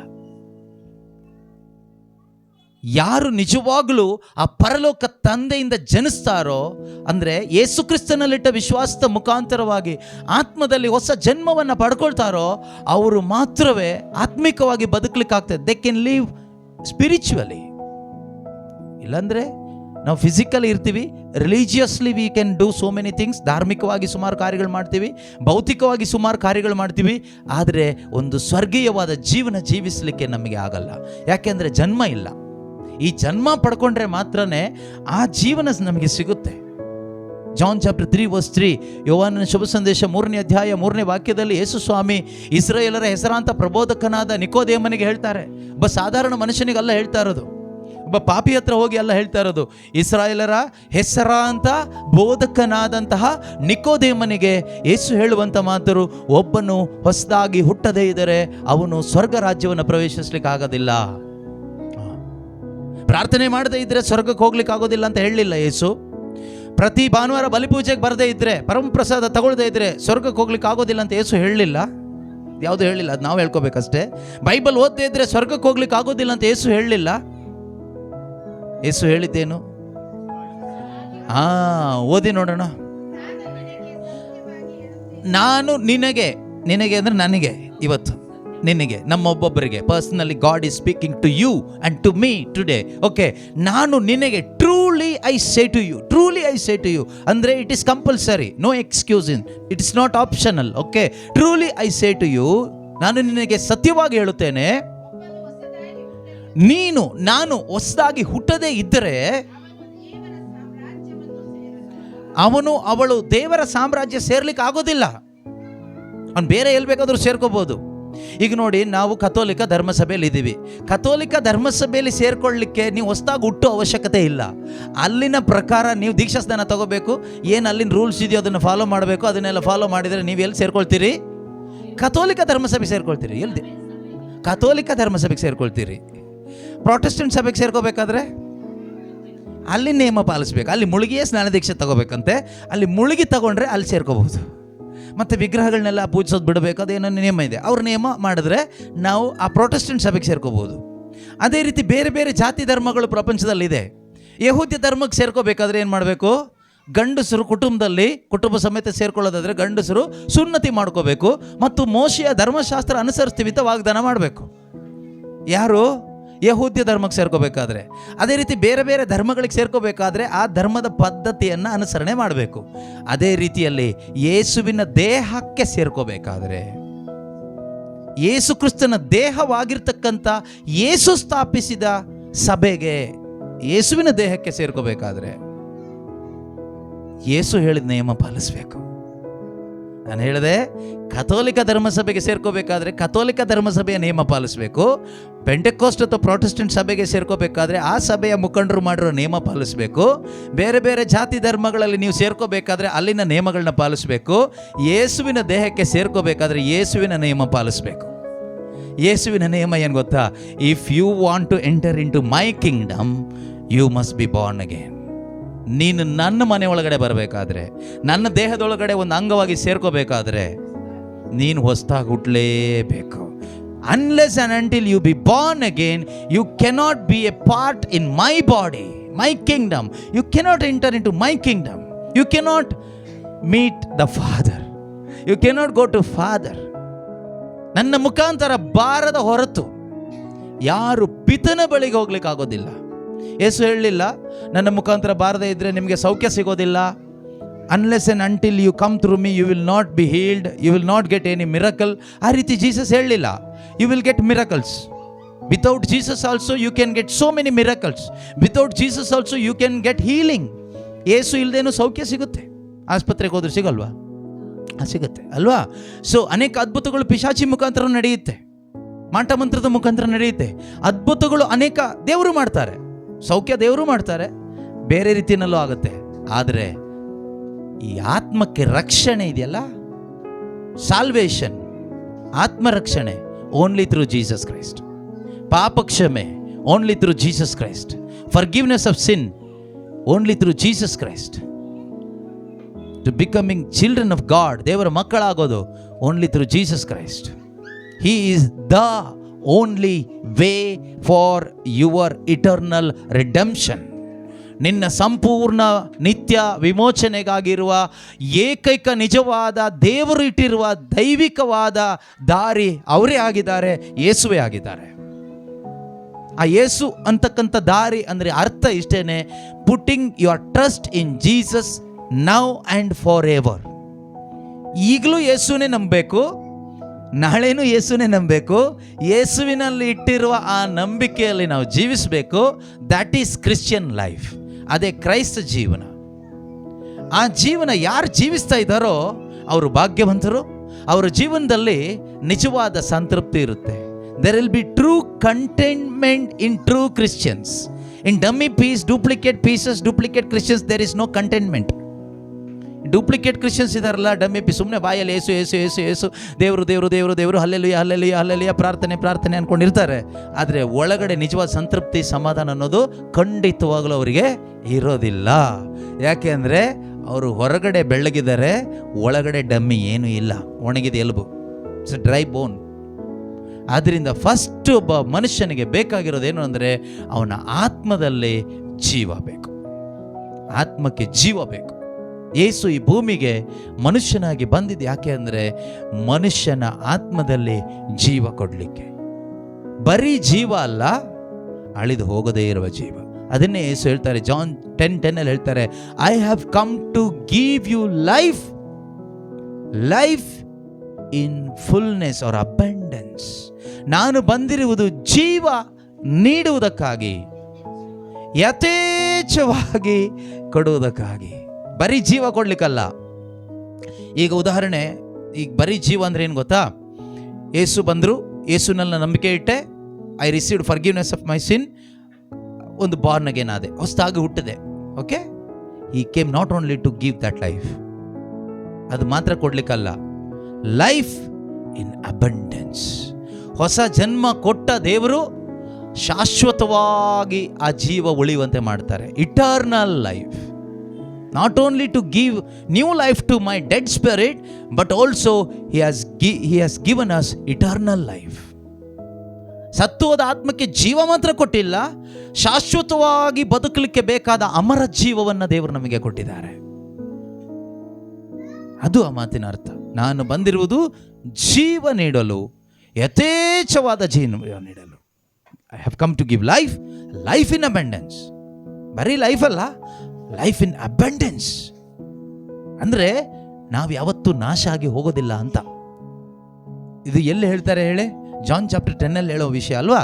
ಯೋಹಾನನ ಶುಭ ಸಂದೇಶ 10ನೇ ಅಧ್ಯಾಯ, ಗುಡ್ ಶೆಪರ್ಡ್ ಆ್ಯಂಡ್ ಶೀಪ್, ಸಾಮತಿ ಇದೆ ಅಲ್ಲಿ ಅಲ್ವಾ? ಒಳ್ಳೆಯ ಕುರುಬ ಮತ್ತು ತನ್ನ ಕುರಿಗಳು. ಆ ಕುರಿಗಳಿಗೆ ನಿತ್ಯ ಜೀವ ಕೊಡ್ತೀನಿ ಅಂತ ಯೇಸು ಹೇಳಿದ್ದಾರೆ. ನಿತ್ಯ ಜೀವ, ನಾನು ಅವುಗಳಿಗೆ ನಿತ್ಯ ಜೀವವನ್ನು ಕೊಡ್ತೇನೆ. That is fullness of life, life in abundance. ನಾನು ನಿಮ್ಮ ಆತ್ಮಕ್ಕೆ ಜೀವ ಕೊಟ್ಟು ಹೋಗ್ತೀನಿ ಅಲ್ಲ, ಆತ್ಮಕ್ಕೆ ಜೀವ ಕೊಟ್ಟು ನಿತ್ಯತೆಗೆ ಕರ್ಕೊಂಡು ಹೋಗ್ತೀನಿ. I will give you new spirit and I will give you eternal life. That is the promise of the Messiah, that is the promise of Jesus Christ. ಆದರೆ ಇದರಲ್ಲಿ ನಂಬಿಕೆ ಇಲ್ಲದಿದ್ದವರು ಇದ್ದಾರೆ, ಎಷ್ಟೋ ಜನ ಇದ್ದಾರೆ ಕ್ರೈಸ್ತರು. ಅವ್ರೇನು ಮಾಡ್ತಾರೆ ಅಂದರೆ ಅಲ್ಲಿ ಇಲ್ಲಿ ಸುತ್ತುತ್ತಾರೆ, ಅಲ್ಲಿ ಇಲ್ಲಿ ಸುತ್ತಿ ಸುತ್ತಿ ಸುತ್ತಿ ಸುತ್ತಿ ಮಧ್ಯಸ್ಥರ ಹಿಂದೆ ಸುತ್ತುತ್ತಾರೆ. ಮಧ್ಯಸ್ಥರ ಹಿಂದೆ ಸುತ್ತೋರೆಲ್ಲ ಯಾರು ಗೊತ್ತಾ? ನಿಜವಾಗ್ಲೂ ಯೇಸು ಯಾರು ಎಂದು ತಿಳಿಯದವರು. ಯೇಸು ಯಾರಾಗಿದ್ದಾರೆ? ಯೇಸು ಕ್ರಿಸ್ತರೇ ನನ್ನ ದೇವರು ಕಳಿಸಿಕೊಟ್ಟ ನಿಜವಾದ ಮಧ್ಯಸ್ಥರು. ಹೊಸ ಒಡಂಬಡಿಕೆಯಲ್ಲಿ, ಹಳೆ ಒಡಂಬಡಿಕೆಯಲ್ಲಿ ದೇವರು ಯಾರನ್ನ ಮಧ್ಯಸ್ಥರನ್ನ ಕಳಿಸ್ಕೊಟ್ಟಿದ್ರು? ಪ್ರವಾದಿಗಳನ್ನ, ಅರಸರುಗಳನ್ನ, ಯಾಜಕರನ್ನ ದೇವರಿಗೂ ಮನುಷ್ಯನಿಗೂ ಸಂಧಾನ ಇರ್ಲಿಕ್ಕೆ ಅವಾಗ ಕಳಿಸ್ಕೊಟ್ಟಿದ್ರು. ಹೊಸ ಒಡಂಬಡಿಕೆಯಲ್ಲಿ ಯಾರನ್ನ ಮಧ್ಯಸ್ಥರನ್ನ ಕಳಿಸ್ಕೊಟ್ಟಿದ್ದಾರೆ? ಯೇಸು ಕ್ರಿಸ್ತರನ್ನ ಮಧ್ಯಸ್ಥರನ್ನ ಕಳಿಸ್ಕೊಟ್ಟಿದ್ದಾರೆ. ಮನುಷ್ಯರು ನೀವು ಯಾರನ್ನಾದ್ರೂ ಮಧ್ಯಸ್ಥರನ್ನ ಮಾಡ್ಕೋಬಹುದು, ಬೇರೆಯವ್ರನ್ನ, ಅದು ನಿಮಗೆ ಬಿಟ್ಟಿದ್ದು. ಸುಮಾರು ಮಧ್ಯಸ್ಥರು ನೀವು ಮಾಡ್ಕೊಂಡಿದ್ದೀರಿ, ದೇವರಿಗೂ ನಿಮಗೂ ಕನೆಕ್ಷನ್ಗೋಸ್ಕರ. ಅಂದರೆ ಬೈಬಲ್ನಲ್ಲಿದೆ. ಸಂತ ಪೌಲರು ತಿಮೋತಿಗೆ ಬರೆದ 2ನೇ ಪತ್ರಿಕೆ, 2 ತಿಮೋತಿನ, 1 ತಿಮೋತಿ, 1ನೇ ತಿಮೋತಿ 2ನೇ ಅಧ್ಯಾಯ 5ನೇ ವಾಕ್ಯ. 1 ತಿಮೋತಿ ಚಾಪ್ಟರ್ 2 ವರ್ಸ್ 5. ದೇವರು ದೇವರು ದೇವರು ದೇವರು ದೇವರು ಒಬ್ಬರೇ. ದೇವರನ್ನು ಮಾನವರನ್ನು ಒಂದುಗೂಡಿಸುವ ಇಲ್ಲ, 3 ಜನ ಇದ್ದಾರೆ ಮಧ್ಯಸ್ಥರು. 3 ಜನ ಇದ್ದಾರೆ. ಎಷ್ಟು ಜನ ಇದ್ದಾರೆ? ಯಾರು ಹೇಳೋದು ಸತ್ಯ? ದೇವರು ಹೇಳೋದು ಸತ್ಯನ, ನಾನು ಹೇಳೋದು ಸತ್ಯನ? ಯಾವ ಮನುಷ್ಯನೂ ನಂಬೇಡಿ, ಯಾವ ಬ್ರದರ್ಗಳನ್ನೂ ನಂಬೇಡಿ, ಯಾವ ಪ್ರವಾದಿನೂ ನಂಬೇಡಿ. ದೇವರ ವಾಕ್ಯನ ಮಾತ್ರ ನಂಬಿ ಉದ್ಧಾರ ಆಗ್ತೀರಾ. ಒಬ್ಬೊಬ್ಬರು ಬಂದು ಅವ್ರಿಗೆ ಇಷ್ಟ ಬಂದಂಗೆ ಒಂದೊಂದು ಹೇಳೋಗ್ತಾರೆ. ಅದನ್ನು ನೀವು ನಂಬಿದ್ರೆ ಮೂಢನಂಬಿಕೆಗೆ ಹೋಗಿ ಯೇಸುವಿನಿಂದ ಬೇರ್ಪಟ್ಟು ನರಕದ ನಿತ್ಯಾಗ್ನಿಗೆ ಹೋಗೋ ಸಾಧ್ಯತೆ ಇದೆ. ಯೇಸು ಕ್ರಿಸ್ತರು ಮತ್ತು ಯೇಸುವಿನ ಅಪೊಸ್ತಲರು ಇದನ್ನು ಮುಂಚಿತವಾಗಿ ನಮಗೆ ತಿಳಿಸಿದ್ದಾರೆ. ಎಂಡ್ ಟೈಮ್ಸಲ್ಲಿ, ಅಂತಿಮ ದಿನದಲ್ಲಿ ಅನೇಕ ಸುಳ್ಳು ಪ್ರವಾದಿಗಳು ಬರ್ತಾರೆ. ಅವರು ಇದೇ ಬೈಬಲ್ನ ಉಪಯೋಗಿಸ್ತಾರೆ, ಯೇಸು ನಾಮ ಉಪಯೋಗಿಸ್ತಾರೆ, ಅದ್ಭುತಗಳನ್ನ ಮಾಡ್ತಾರೆ, ಬೋಧನೆ ಮಾಡ್ತಾರೆ. ನೀವು ಅದನ್ನು ನಂಬಿದ್ರೆ ಸತ್ಯದಿಂದ ಬೇರ್ಪಟ್ಟು ಹೋಗ್ತೀರಿ, ನಿತ್ಯ ಜೀವದಿಂದ ಬೇರ್ಪಟ್ಟು ಹೋಗ್ತೀರಿ. Be careful, take care of your spirit, soul, body, your eternal life ಬಗ್ಗೆ ಕಾಳಜಿ ಉಳ್ಳವರಾಗಿರಿ. ನಿಮ್ಮ ನಿತ್ಯತೆ ಬಗ್ಗೆ ಕಾಳಜಿ ಉಳ್ಳವರಾಗಿರಿ. ದೇವರ ವಾಕ್ಯ ಏನು ಹೇಳುತ್ತೋ ಅವತ್ತು ಅದೇ ಸತ್ಯ, ನಿನ್ನೇನು ಅದೇ ಸತ್ಯ, ನಾಳೆನೂ ಅದೇ ಸತ್ಯ, ಇನ್ನು 100 ವರ್ಷ ಬಿಟ್ಟರು ಅದೇ ಸತ್ಯ, ಭೂಮಿ ಅಳಿದು ಹೋದ ಮೇಲೂ ಅದೇ ಸತ್ಯ. ಯೇಸುವೇ ಸತ್ಯ, ಅವರ ವಾಕ್ಯನೇ ಸತ್ಯ. Heaven and earth will pass away, ಅಳಿದು ಹೋಗ್ತದೆ, but my word shall never pass away. ನನ್ನ ವಾಕ್ಯ ಅಳಿದು ಹೋಗೋದಿಲ್ಲ, ಅದು ಯಾವತ್ತೂ ಅಸತ್ಯ ಆಗೋದಿಲ್ಲ, ಅದು ಯಾವತ್ತೂ ಡಿವಿಯೇಟ್ ಆಗೋದಿಲ್ಲ, ಅದು ಯಾವತ್ತೂ ಸುಳ್ಳು ಆಗೋದಿಲ್ಲ. ನೀನು ನಂಬಿದ್ರು ನಂಬದೇ ಇದ್ದರೂ ಅದು ಅದೇನೆ. If you believe or don't believe, that is up to you. ದೇವರ ವಾಕ್ಯ ಏನು ಹೇಳುತ್ತೆ? ದೇವರು ಒಬ್ಬರೇ, ದೇವರಿಗೂ ಮತ್ತು ಮಾನವರಿಗೂ ಮಧ್ಯಸ್ಥರು ಮಧ್ಯಸ್ಥರು ಈ ಮಧ್ಯಸ್ಥರು ಏನು ಮಾಡ್ತಾರೆ? ನಮಗೋಸ್ಕರ ಮಧ್ಯಸ್ಥಿಕೆ ಮಾಡ್ತಾರೆ. ನಮಗೋಸ್ಕರ ಸ್ವರ್ಗದಲ್ಲಿ ಯಾರಾದರೂ ಮಧ್ಯಸ್ಥಿಕೆ ಮಾಡ್ತಾರಾ? ಇಲ್ವಾ? ಯೇಸು ಮಾತ್ರ ಮಾಡ್ತಾರೆ ಅಂತ ಬೈಬಲ್ ಹೇಳುತ್ತೆ. What Bible says I am saying. ಅರ್ಥ ಆಗ್ತಿದ್ಯಾ? ನೀವು ಹೇಳೋದಕ್ಕೆ ಆಧಾರ ಏನಿದೆ? ನಾನು ಹೇಳೋದಕ್ಕೆ ಆಧಾರ ಕೊಟ್ಟು ಹೇಳ್ತಾ ಇದ್ದೀನಿ, ದೇವರ ವಾಕ್ಯದ ಆಧಾರದಲ್ಲಿ ಹೇಳ್ತಾ ಇದ್ದೀನಿ. ನೀವು ಸುಮ್ಮನೆ ಆಧಾರ ಇಲ್ಲದೆ ಹೇಳಿ ಏನು ಪ್ರಯೋಜನ? ಆಧಾರ ಇಲ್ಲದೆ ಹೇಳಿ, ಅದನ್ನೇ ನೀವು ನಂಬಿ, ನನಗೇನು ಅಭ್ಯಂತರ ಇಲ್ಲ. ಆದರೆ there is only one way, one mediator to God. ಒಂದೇ ದಾರಿ, ಒಬ್ಬರೇ ಮಧ್ಯಸ್ಥರು ದೇವರಿಗೂ ಮನುಷ್ಯನಿಗೂ ಮಧ್ಯದಲ್ಲಿ. ಅವ್ರ ಹೆಸರೇ ಜೀಸಸ್ ಕ್ರೈಸ್ಟ್. ಅದು ನಾನು ಹೇಳಲಿಲ್ಲ, ಈ ಬೈಬಲ್ ಹೇಳುತ್ತೆ. ಬೈಬಲ್ ದೇವರ ವಾಕ್ಯ ಎಂದು ನಂಬಿಕೆ ಇರೋರೆಲ್ಲರೂ ಒಪ್ಕೊಳ್ತಾರೆ ಅಷ್ಟೇ. ಅದರಲ್ಲಿ ನನ್ನೇನು ಅಭ್ಯಂತರ ಏನಿಲ್ಲ. ನೀವು ಇದನ್ನು ಒಪ್ಕೊಳ್ಳೇಬೇಕು ಅಂತ ಯಾರು ಬಲಾತ್ಕಾರ ಮಾಡಿದರೆ ಅವ್ರನ್ನ ತಳ್ಳಿಬಿಡಿ, ಓಡಿಸ್ಬಿಡಿ, ಸೇರಿಸಲೇಬೇಡಿ. ನಾನಿಲ್ಲಿ ಹೇಳ್ತಾ ಇದ್ದೀನಿ ಅಷ್ಟೇ. ಬೈಬಲಲ್ಲಿರೋ ಎಷ್ಟೋ ವಿಷಯಗಳು ನನಗೂ ಕೂಡ ಇನ್ನೂ ಒಪ್ಕೊಳ್ಳಿಕ್ಕೆ ಕಷ್ಟ ಆಗ್ತಾ ಇದೆ. ಅದರಲ್ಲಿ ಮುಖ್ಯವಾಗಿದ್ದು ಯಾವುದು ಗೊತ್ತಾ? ಭಾನುವಾರ ಬೋಧನೆ ಮಾಡಿದ ವಿಷಯ ನಾನೇ ಬೋಧನೆ ಮಾಡಿದ್ದು, ನನಗೆ ಒಪ್ಕೊಳ್ಳಿಕ್ಕೆ ಆಗ್ತಾ ಇಲ್ಲ. ಯಾವುದು? ದೇವರು ನನ್ನನ್ನು ಸ್ವರ್ಗದಲ್ಲಿ ಈಗ ಯಾವ ರೀತಿ ನೋಡ್ತಾರಂದ್ರೆ, ಯೇಸುನ ಯಾವ ರೀತಿ ನೋಡ್ತಾರೋ ಅದೇ ರೀತಿ ನನ್ನನ್ನು ಈಗ ನೋಡ್ತಾರಂತೆ. God the Father will accept me as he has accepted Jesus. ಯೇಸುವನ್ನು ಹೇಗೆ ಅಕ್ಸೆಪ್ಟ್ ಮಾಡಿದಾರೋ ಅದೇ ರೀತಿ ನನ್ನನ್ನು ಅಕ್ಸೆಪ್ಟ್ ಮಾಡ್ತಾರಂತೆ. ಅದು ನನ್ನ ಮೈಂಡಿಗೆ ಇನ್ನೂ ಒಪ್ಕೊಳ್ಳಿಕ್ಕೆ ನನಗೆ ಆಗ್ತಾ ಇಲ್ಲ. I can't accept that truth, but that is truth. ಅಲ್ಲ, ಪಾಪಿಗಳಂತಾನೆ ನಂಬಿಟ್ಟಿದ್ದೀವಿ, ಪಾಪ ಇದೆ. ಯೇಸು ಥರ ನನ್ನನ್ನು ದೇವರು ನೋಡ್ತಾರಂತೆ, ಹೇಗೆ ಸಾಧ್ಯ? But that is truth. ನಾನೇನು ಹೇಳ್ತಾ ಬಂದೆ ಅಂದರೆ, ಬೈಬಲ್ನಲ್ಲಿ ಏನು ಬರೆದಿದೆ ಅದೇ ಸತ್ಯ. ಅದು ಎಲ್ಲರೂ ಒಪ್ಕೊಳ್ಳೇಬೇಕು ಅಂತ ಬಲಾತ್ಕಾರ, ಒತ್ತಾಯ ಏನೂ ಇಲ್ಲ. Truth is truth. ಈಗ ನಾನು ಅದನ್ನು ಬೋಧನೆ ಮಾಡಿದೆ, ಆದರೆ ನನ್ನ ಮೈಂಡಿಗೆ ಅದನ್ನು ಇನ್ನೂ ಅದು ಸಿಂಕ್ ಆಗ್ತಾ ಇಲ್ಲ. But that is truth. I have to preach the truth. ಈಗ ನನಗದು ಸಿಂಕ್ ಆಗ್ತಾ ಇಲ್ಲ ಅಂತ ಹೇಳ್ಬಿಟ್ಟು ನಾನು ಹೇಳದೇ ಇರಲಿಕ್ಕೆ ಆಗೋದಿಲ್ಲ. ಅನೀತಿವಂತನನ್ನು ದೇವರು ನೀತಿವಂತ ಎಂದು ಜಡ್ಜ್ ಮಾಡಿಬಿಟ್ರಂತೆ. ಒಬ್ಬ ದೊಡ್ಡ ಕೊಲೆಗಾರ, ವ್ಯಭಿಚಾರಿ, ಅಯೋಗ್ಯ, ಪಾಪಿ, ಅವನನ್ನು ದೇವರು ಏನು ಮಾಡಿದರು? ನೀನು ಇನ್ನು ಮುಂದೆ ಅಯೋಗ್ಯನೂ ಅಲ್ಲ, ಪಾಪಿನೂ ಅಲ್ಲ, ಕೊಲೆಗಾರನೂ ಅಲ್ಲ. You are like Jesus. ನೀನು ನನಗೆ ಯೇಸು ಥರ, ನನ್ನ ಏಕೈಕ ಪುತ್ರ ಹೇಗೋ ಹಾಗೆ ನೀನು ನನಗೆ ಅಂತ. ಅದು ಒಪ್ಕೊಳ್ಳಿಕ್ಕೆ ಹೇಗಾಗುತ್ತೆ ನನಗೆ? ಅದೇ ಕಷ್ಟ ಆದರೂ, ಇಷ್ಟ ಆಗದೇ ಇದ್ದರೂ ಸತ್ಯ ಸತ್ಯನೇ. But if you truly believe, you will see the glory of God. ನೀನು ನಿಜವಾಗ್ಲೂ ನಂಬಿದರೆ ದೇವರ ಮಹಿಮೆ ನಿನ್ನಲ್ಲಿ ನೋಡ್ತೀಯ, ನಿನ್ನ ಜೀವನದಲ್ಲಿ ನೋಡ್ತೀಯ, ಕುಟುಂಬದಲ್ಲಿ ನೋಡ್ತೀಯ, ನಿನಗೆ ಅನುಭವಿಸ್ಲಿಕ್ಕೆ ಆಗ್ತದೆ ದೇವರ ಮಹಿಮೆ. ಇಲ್ಲೇ ಇದ್ದರೆ ಸುಮ್ಮನೆ ಅಲ್ಲಿ ಸ್ವಲ್ಪ ಇಲ್ಲಿ ಸ್ವಲ್ಪ ಅಂತ ಹೇಳಿಬಿಟ್ಟು ಒಂದು ಟಚಿ ಫೀಲಿ ಎಕ್ಸ್ಪೀರಿಯನ್ಸಲ್ಲಿ ಹೋಗ್ತಾ ಇರ್ತೀವಿ. ಯಾವತ್ತೂ ನಾವು ದೇವರ ಮಹಿಮೆಗಾಗಿ ಬದುಕೋಕ್ಕಾಗಲ್ಲ. Praise the Lord. ಓಕೆ, ಇದನ್ನು ಓದ್ಬಿಡಿ, ಬೇಗ ಬೇಗ ಮುಗಿಸ್ಬಿಡೋಣ, ಟೈಮ್ ಆಯಿತು. ದೇವರೊಬ್ಬರೇ,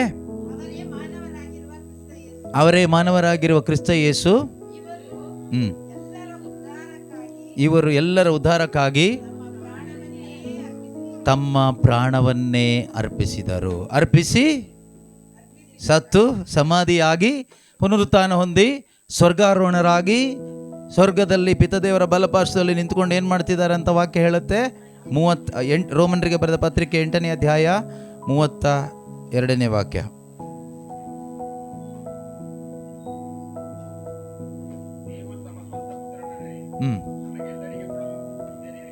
ಓಕೆ.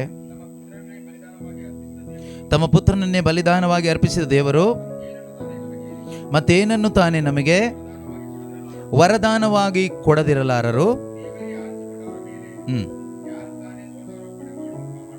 ಓಕೆ.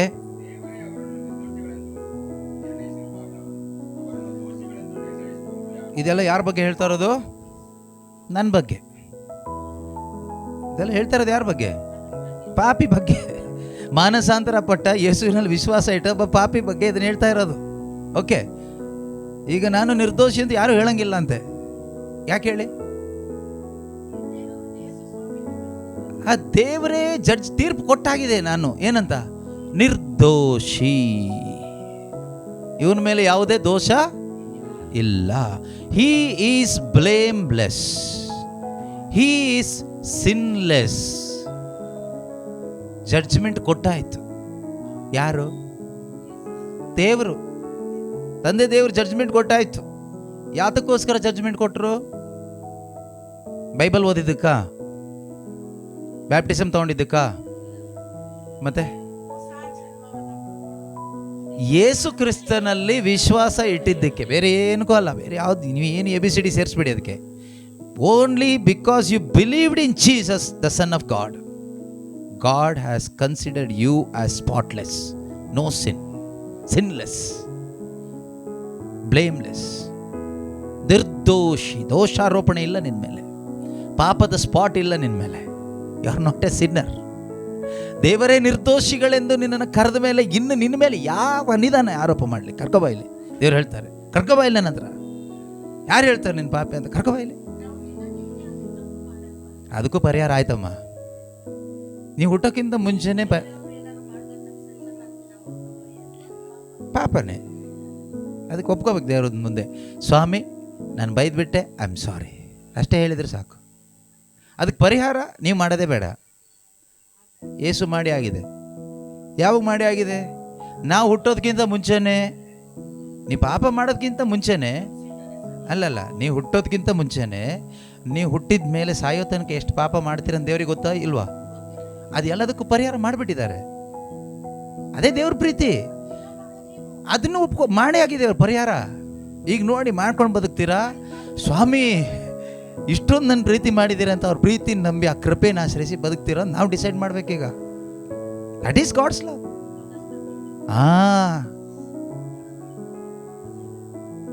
ಅಷ್ಟು ದೇವ್ರ ಪ್ರೀತಿ ಮಾಡಿದ್ದಾರೆ. ನೀವು ನಾಳೆ ಹೋಗಿ ಯಾರನ್ನಾದ್ರೂ ಮರ್ಡರ್ ಮಾಡಿದಿರಿ ಅಂತ ಇಟ್ಕೊಳ್ಳಿ, ಅಲ್ಲ ಉದಾಹರಣೆ ಹೇಳ್ತಾ ಇರೋದು, ಅದನ್ನು ಸೇರಿ ದೇವ್ರಿಗೆ ಕ್ಷಮಿಸ್ಬಿಟ್ಟಿದ್ದಾರೆ. ನೀವು ಅದಕ್ಕೋಸ್ಕರ ಇನ್ನೇನು ಪರಿಹಾರ ಕಾರ್ಯ ಏನು ಮಾಡೋ ಅವಶ್ಯಕತೆ ಇಲ್ಲ. ಅಪ್ಪಿತಪ್ಪಿ ಮಾಡಕ್ಕೆ ಹೋದ್ರಿ ಅಂತ ಇಟ್ಕೊಳ್ಳಿ, ನಿಮ್ಮ ಪಾಪಕ್ಕೆ ಏನೋ ಒಂದು ಪರಿಹಾರ ಮಾಡ್ತೀನಿ ಅಂತ ಹೋದ್ರಿ ಅಂತ ಇಟ್ಕೊಳ್ಳಿ, ಅಲ್ಲಿ ನೀವು ಯೇಸುನ ಸೈಡಿಗೆ ತಳ್ದಂಗಾಯ್ತು. ಯಾಕಂದ್ರೆ ಯೇಸು ಪರಿಹಾರ ಮಾಡಿದ್ದು ಯಾರಿಗೋಸ್ಕರ? ಯಾವ ಪಾಪಕ್ಕೋಸ್ಕರ? ಈಗ ನೀವು ಪರಿಹಾರ ಮಾಡೋಕ್ಕೆ ಹೋದರೆ ಯೇಸುಗೆ ಅವಮಾನ ಆಗುತ್ತಾ ಸನ್ಮಾನ ಆಗುತ್ತಾ? ಇವತ್ತು ಎಷ್ಟೋ ಕಡೆ ನಡೀತಾ ಇದೆಯಾ? ಎಲ್ಲ ಪಿಶಾಚಿ ಕೆಲಸಗಳು. ಯೇಸುವಿನ ಆ ಬಲಿಯನ್ನು ಹೇಗಾದರೂ ಅಂಡರ್ ಎಸ್ಟಿಮೇಟ್ ಮಾಡಬೇಕು ಪಿಶಾಚಿ, ಅದ್ರ ವ್ಯಾಲ್ಯೂ ಕಡಿಮೆ ಮಾಡಬೇಕು. ಬೈಬಲ್ ಏನು ಹೇಳುತ್ತೆ? ಒಂದೇ ಬಲಿಯಿಂದ, one sacrifice, all sins are forgiven, once for all the time, no more repetition of the same sacrifice. ಅದೇ ಬಲಿ ಮತ್ತಿನ್ ಮಾಡೋಕ್ಕಾಗಲ್ಲ ನನಗೂ ನಿನಗೂ. ಯೇಸು ಒಂದೇ ಬಲಿಯಿಂದ ಎಲ್ಲ ಕಾಲಕ್ಕೂ ಎಲ್ಲ ಪಾಪಗಳನ್ನು ಪರಿಹಾರ ಮಾಡಿ ಆಯಿತು, ಕ್ಷಮಿಸಿ ಆಯಿತು. ಈಗ ನಾನೇನು ಮಾಡಬೇಕು? I have to agree that. ನಾನು ಅದನ್ನು ನಂಬೇಕಷ್ಟೆ. ಹೇಳಿ. ಹೌದು.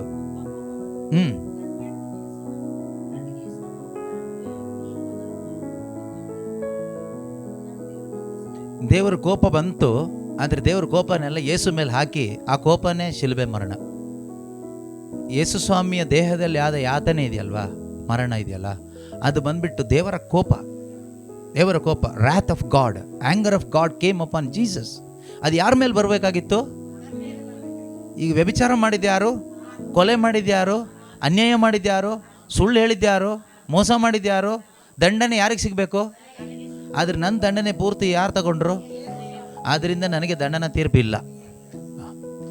Because he took it away, I have no punishment. ಮಾಡಲ್ಲ. ಮಾಡೋದು ಯಾರು ಗೊತ್ತಾ? ಮಾಡೋದು ಯಾರು ಗೊತ್ತಾ? ಈ ಪ್ರೀತಿ ಅರ್ಥ ಆಗದೆ ಇದ್ದವ್ರು ಮಾಡ್ತಾರೆ. ಈ ಪ್ರೀತಿ ಅರ್ಥ ಆಗಿಬಿಟ್ರೆ, ಅಯ್ಯೋ ನನಗೋಸ್ಕರ ಇಷ್ಟೊಂದು ಏಸು ಅನುಭವಿಸಿದಾರ, ಹಾಗಾದರೆ ಇನ್ನು ಮುಂದೆ ನಾನು ಪಾಪ ಮಾಡಬಾರ್ದು ಅಂತ ತೀರ್ಮಾನ ಮಾಡಿ ಬದುಕ್ತಾರೆ. ಈ ಪ್ರೀತಿ ಅರ್ಥ ಆಗದೆ ಇದ್ದವರು, ಹಾಂ ಮಾಡಿದಾರಾ, ಹಂಗಾರೆ ಬಿಡು ನಾನು ಮಾಡ್ಕೊಂಡು ಹೋಗ್ತೀನಿ ಅಂತ ಮಾಡ್ಕೊಂಡು ಹೋಗ್ತಾರೆ. Take it for granted, misusing the grace of god, misusing the love of god. ಅವ್ರಿಗೆ ದೇವರ ಪ್ರೀತಿ ಅರ್ಥ ಆಗಿಲ್ಲ ಅಷ್ಟೇ. ದೇವರ ಪ್ರೀತಿ ನಿಜವಾಗ್ಲೂ ಒಬ್ಬನಿಗೆ ಅರ್ಥ ಆದರೆ ಖಂಡಿತವಾಗ್ಲೂ ಇಷ್ಟೊಂದು ನನ್ನ ಪ್ರೀತಿಸ್ತಾರ, ಇವರು ಇಷ್ಟೊಂದು ನನ್ನ ಕ್ಷಮಿಸ್ತಾರ. ಈಗ ಫಾರ್ ಎಕ್ಸಾಂಪಲ್ ಒಂದು ಗಂಡ ಹೆಂಡತಿ ಸಂಬಂಧದಲ್ಲೇ ತಗೊಳ್ಳೋಣ.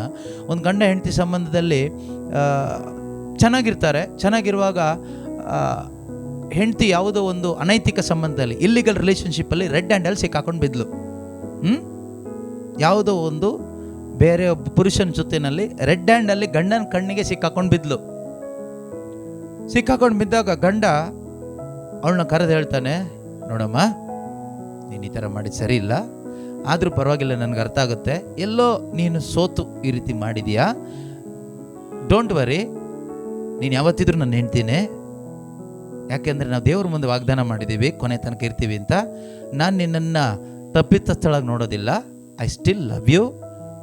ನೀನೀಗ ಮಾಡಿದೆ ತಪ್ಪು, ಇನ್ನು ಮುಂದಕ್ಕೆ ನೀನು ಇದನ್ನೇ ಮಾಡಿದರೂ ಕೂಡ ನೀನು ನನ್ನ ಹೆಂಡ್ತಿನೇ. ನಾನು ನಿನ್ನನ್ನು ಯಾವತ್ತೂ ದಂಡಿಸೋದು ಇಲ್ಲ, ಡೈವರ್ಸ್ ಅಪ್ಲೈ ಮಾಡೋದು ಇಲ್ಲ. You are always my wife. I still love you. Even if you continue the same, ನೀನು ಇದನ್ನೇ ಮುಂದುವರ್ಸ್ಕೊಂಡು ಹೋದರು ನಾನು ಮಾತ್ರ ನೀನು ಪ್ರೀತಿಸ್ತೀನಿ ಅಂತ ಹೇಳಿಬಿಟ್ರೆ, ಆ ಹೆಂಡ್ತಿ ಅದೇ ಪಾಪ ಮುಂದುವರ್ಸ್ಕೊಂಡು ಹೋಗ್ತಾಳ? ಖಾಲಿ ಬಿದ್ದು ಕ್ಷಮೆ ಕೇಳ್ತಾಳ? ಪಶ್ಚಾತ್ತಾಪ ಪಡ್ತಾಳ? ಜೀವನದಲ್ಲಿ ಮತ್ತೆ ಅಂಥ ಚಾನ್ಸ್ ಬಂದರೆ ಅವಳು ಏನು ಅಂದ್ಕೊಳ್ತಾಳೆ ಮನಸ್ಸಲ್ಲಿ? ನನ್ನಂಥ ಒಳ್ಳೆ ಗಂಡನಿಗೆ ನಾನು ದ್ರೋಹ ಮಾಡಬಾರ್ದು. ಇಷ್ಟು ಮಾತ್ರ ನನ್ನನ್ನು ಪ್ರೀತಿಸಿದ, ನನ್ನನ್ನು ಅಕ್ಸೆಪ್ಟ್ ಮಾಡಿದ, ನನಗೆ ಪೂರ್ತಿ ಸ್ವಾತಂತ್ರ್ಯ ಕೊಟ್ಟ ನನ್ನ ಗಂಡನ್ನು ನಾನು ಮೋಸ ಮಾಡಬಾರ್ದು ಅಂತ ಹೇಳಲ್ವಾ? ಕಾರಣ ಏನು? ಆ ಗಂಡನ ಕ್ಷಮೆ, ಗಂಡನ ಪ್ರೀತಿ ಹೆಂಡತಿಗೆ ಅರ್ಥ ಆಗಿದ್ದರಿಂದ. ಒಂದು ವೇಳೆ ಆ ಗಂಡನ ಪ್ರೀತಿ ಅವಳಿಗೆ ಅರ್ಥ ಆಗದೇ ಇದ್ದಿದ್ರೆ ಅವಳು ಮಾಡಿದ್ದನ್ನೇ ಮಾಡ್ಕೊಂಡು ಹೋಗ್ತಾಳೆ. ಅದೇ ಥರನೇ ಯಾರಿಗೆಲ್ಲ ನಿಜವಾಗಲೂ ಯೇಸುವಿನ ಪ್ರೀತಿ, ದೇವರ ಪ್ರೀತಿ ಅರ್ಥ ಆಗಿದೆಯೋ, ಮನವರಿಕೆ ಆಗಿದೆಯೋ, ಖಂಡಿತವಾಗಲ್ಲ ಅವ್ರು ಯಾಕೆ ಪಾಪ ಮಾಡ್ಕೊಂಡು ಹೋಗ್ತಾರೆ? ಪಾಪ ಮಾಡ್ತೀವಿ, ಇನ್ನೂ ಮಾಡಬೇಕು ಅಂತ ಯಾಕೆ ಆಲೋಚನೆ ಮಾಡ್ತಾರೆ? ಹಾಗಂತ ಹೇಳಿ ಪಾಪ ಮಾಡೋದಿಲ್ಲ ಅಂತ ನಾನು ಹೇಳ್ತಾ ಇಲ್ಲ.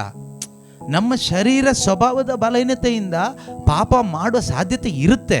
ಆದರೆ ಪಾಪ ಮಾಡಬೇಕು ಅನ್ನೋ ಆಲೋಚನೆ ಇರೋದಿಲ್ಲ, ಉದ್ದೇಶ ಇರೋದಿಲ್ಲ, ಆಸೆ ಇರೋದಿಲ್ಲ. ಪಾಪದ ಪ್ರಚೋದನೆಗಳು ಬರುತ್ತೆ, ಅದನ್ನು ಜಯಿಸಲಿಕ್ಕೆ ಪರಿಶುದ್ಧಾತ್ಮರನ್ನು ಕೊಟ್ಟಿದ್ದಾರೆ. ಮಾತ್ರ ಅಲ್ಲ, ಒಂದು ವೇಳೆ ಪಾಪ ಮಾಡಿದ್ರು ಕೂಡ ನಾವು ಮತ್ತೆ ಯಾರ ಹತ್ರ ಹೋಗ್ಬೋದು? ಆ ಕೃಪಾಸನದ ಬಳಿಗೆ, ಆ ಯೇಸುವಿನ ಬಳಿಗೆ. We can approach the throne of grace, Jesus Christ. Boldly, ಧೈರ್ಯವಾಗಿ ಹೋಗ್ಬೋದು. ಜೀಸಸ್, ಮತ್ತೆ ಬಿದ್ದುಬಿಟ್ಟೆ, ಐ ಆಮ್ ಸಾರಿ. ಇವ್ರು ಹೇಳ್ತಾರೆ, ಪರವಾಗಿಲ್ಲ, ಐ ಪೇಯ್ಡ್, ನಾನು ಪೇ ಮಾಡಿದ್ದೀನಿ ಇದಕ್ಕೆ, ಎದ್ದು ಏಳ್ಮೇಲೆ ನೀನೇನು ಮಾಡಬೇಕಾಗಿಲ್ಲ, ನೀನು ಒಪ್ಕೊಂಡಿ ಅಲ್ವಾ, ಅಷ್ಟೇ ಸಾಕು. ಅಷ್ಟೇ ದೇವ್ರು ನೋಡೋದು. ದಟ್ ಈಸ್, ಈ ರೀತಿ ಇಷ್ಟು ಒಳ್ಳೆ ದೇವ್ರು ನಮಗೆ ಸಿಗ್ತಾರೋ ಇಲ್ಲೋ ಗೊತ್ತಿಲ್ಲ. ಆದರೆ ಇಂಥ ಒಳ್ಳೆ ದೇವ್ರನ್ನ ಅರ್ಥ ಮಾಡ್ಕೊಳ್ಳದೆ ಈ ದೇವ್ರನ್ನ ಮಿಸ್ಯೂಸ್ ಮಾಡ್ಕೊಂಡು ಬದುಕುವವ್ರಿಗೆ ಏನಂತ ಹೇಳೋಣ? ಏನು ಹೇಳೋದು? ಇಷ್ಟು ಒಳ್ಳೆ ದೇವರಿದ್ದಾರೆ, ಇಷ್ಟೊಂದು ಪ್ರೀತಿಸುವಂಥ ದೇವರಿದ್ದಾರೆ, ಇಷ್ಟೊಂದು ಕರುಣೆ ಉಳ್ಳ ದೇವರಿದ್ದಾರೆ. How good God is. Okay, ನಮ್ಮ ಮೇಲೆ ಇನ್ನೂ ದೋಷ ಇಲ್ಲ. ಮುಂದಕ್ಕೆ ಓದಿ, ಲಾಸ್ಟ್ ವಾಕ್ಯ ಓದಿ ನಿಲ್ಲಿಸ್ಬಿಡೋಣ. ಪ್ರಾಣತ್ಯಾಗ ಮಾಡಿದ್ದಲ್ಲದೆ ಪುನರುತ್ಥಾನ ಹೊಂದಿದ ಕ್ರಿಸ್ತ ಯೇಸುವೆ ದೇವರ ಬಲಪಾರ್ಶ್ವದಲ್ಲಿ ಇದ್ದುಕೊಂಡು ನಮ್ಮ ಪರವಾಗಿ ಸ್ವರ್ಗದಲ್ಲಿ ಪ್ರಧಾನ ಯಾಜಕನಾಗಿ. ಪ್ರಧಾನ ಯಾಜಕನ ಕೆಲಸ ಏನು? ಜನರಿಗೋಸ್ಕರ ಭಿನ್ನಯಿಸೋದು. ಈಗ ನಮ್ಮ ಪ್ರಧಾನ ಯಾಜಕ ಮೆಲ್ಕಿಸೆದೇಕ್ ಪರಂಪರೆಗೆ ಸೇರಿದ ಯಾಜಕ, ಈ ಪ್ರಧಾನ ಯಾಜಕನಾದ ಯೇಸು ಕ್ರಿಸ್ತರು ತಂದೆ ದೇವರ ಬಲಪಾರ್ಶ್ವದಲ್ಲಿ he is continuing his priestly ministry there. ಅವರ ಯಾಜಕ ಸೇವೆ ಅವರು ಮುಂದುವರಿಸ್ತಾ ಇದ್ದಾರೆ. ಹಿಬ್ರಿಯರಿಗೆ ಬರೆದ ಪತ್ರಿಕೆಯಲ್ಲಿ ಇದೆ. ಈಗ ನಾನು ಹೋಗೋದಿಲ್ಲ, ಅಲ್ಲಿಗೆ ಟೈಮ್ ಆಗುತ್ತೆ. Okay, is continuing his priestly ministry. What is doing there? He is interceding for every believer.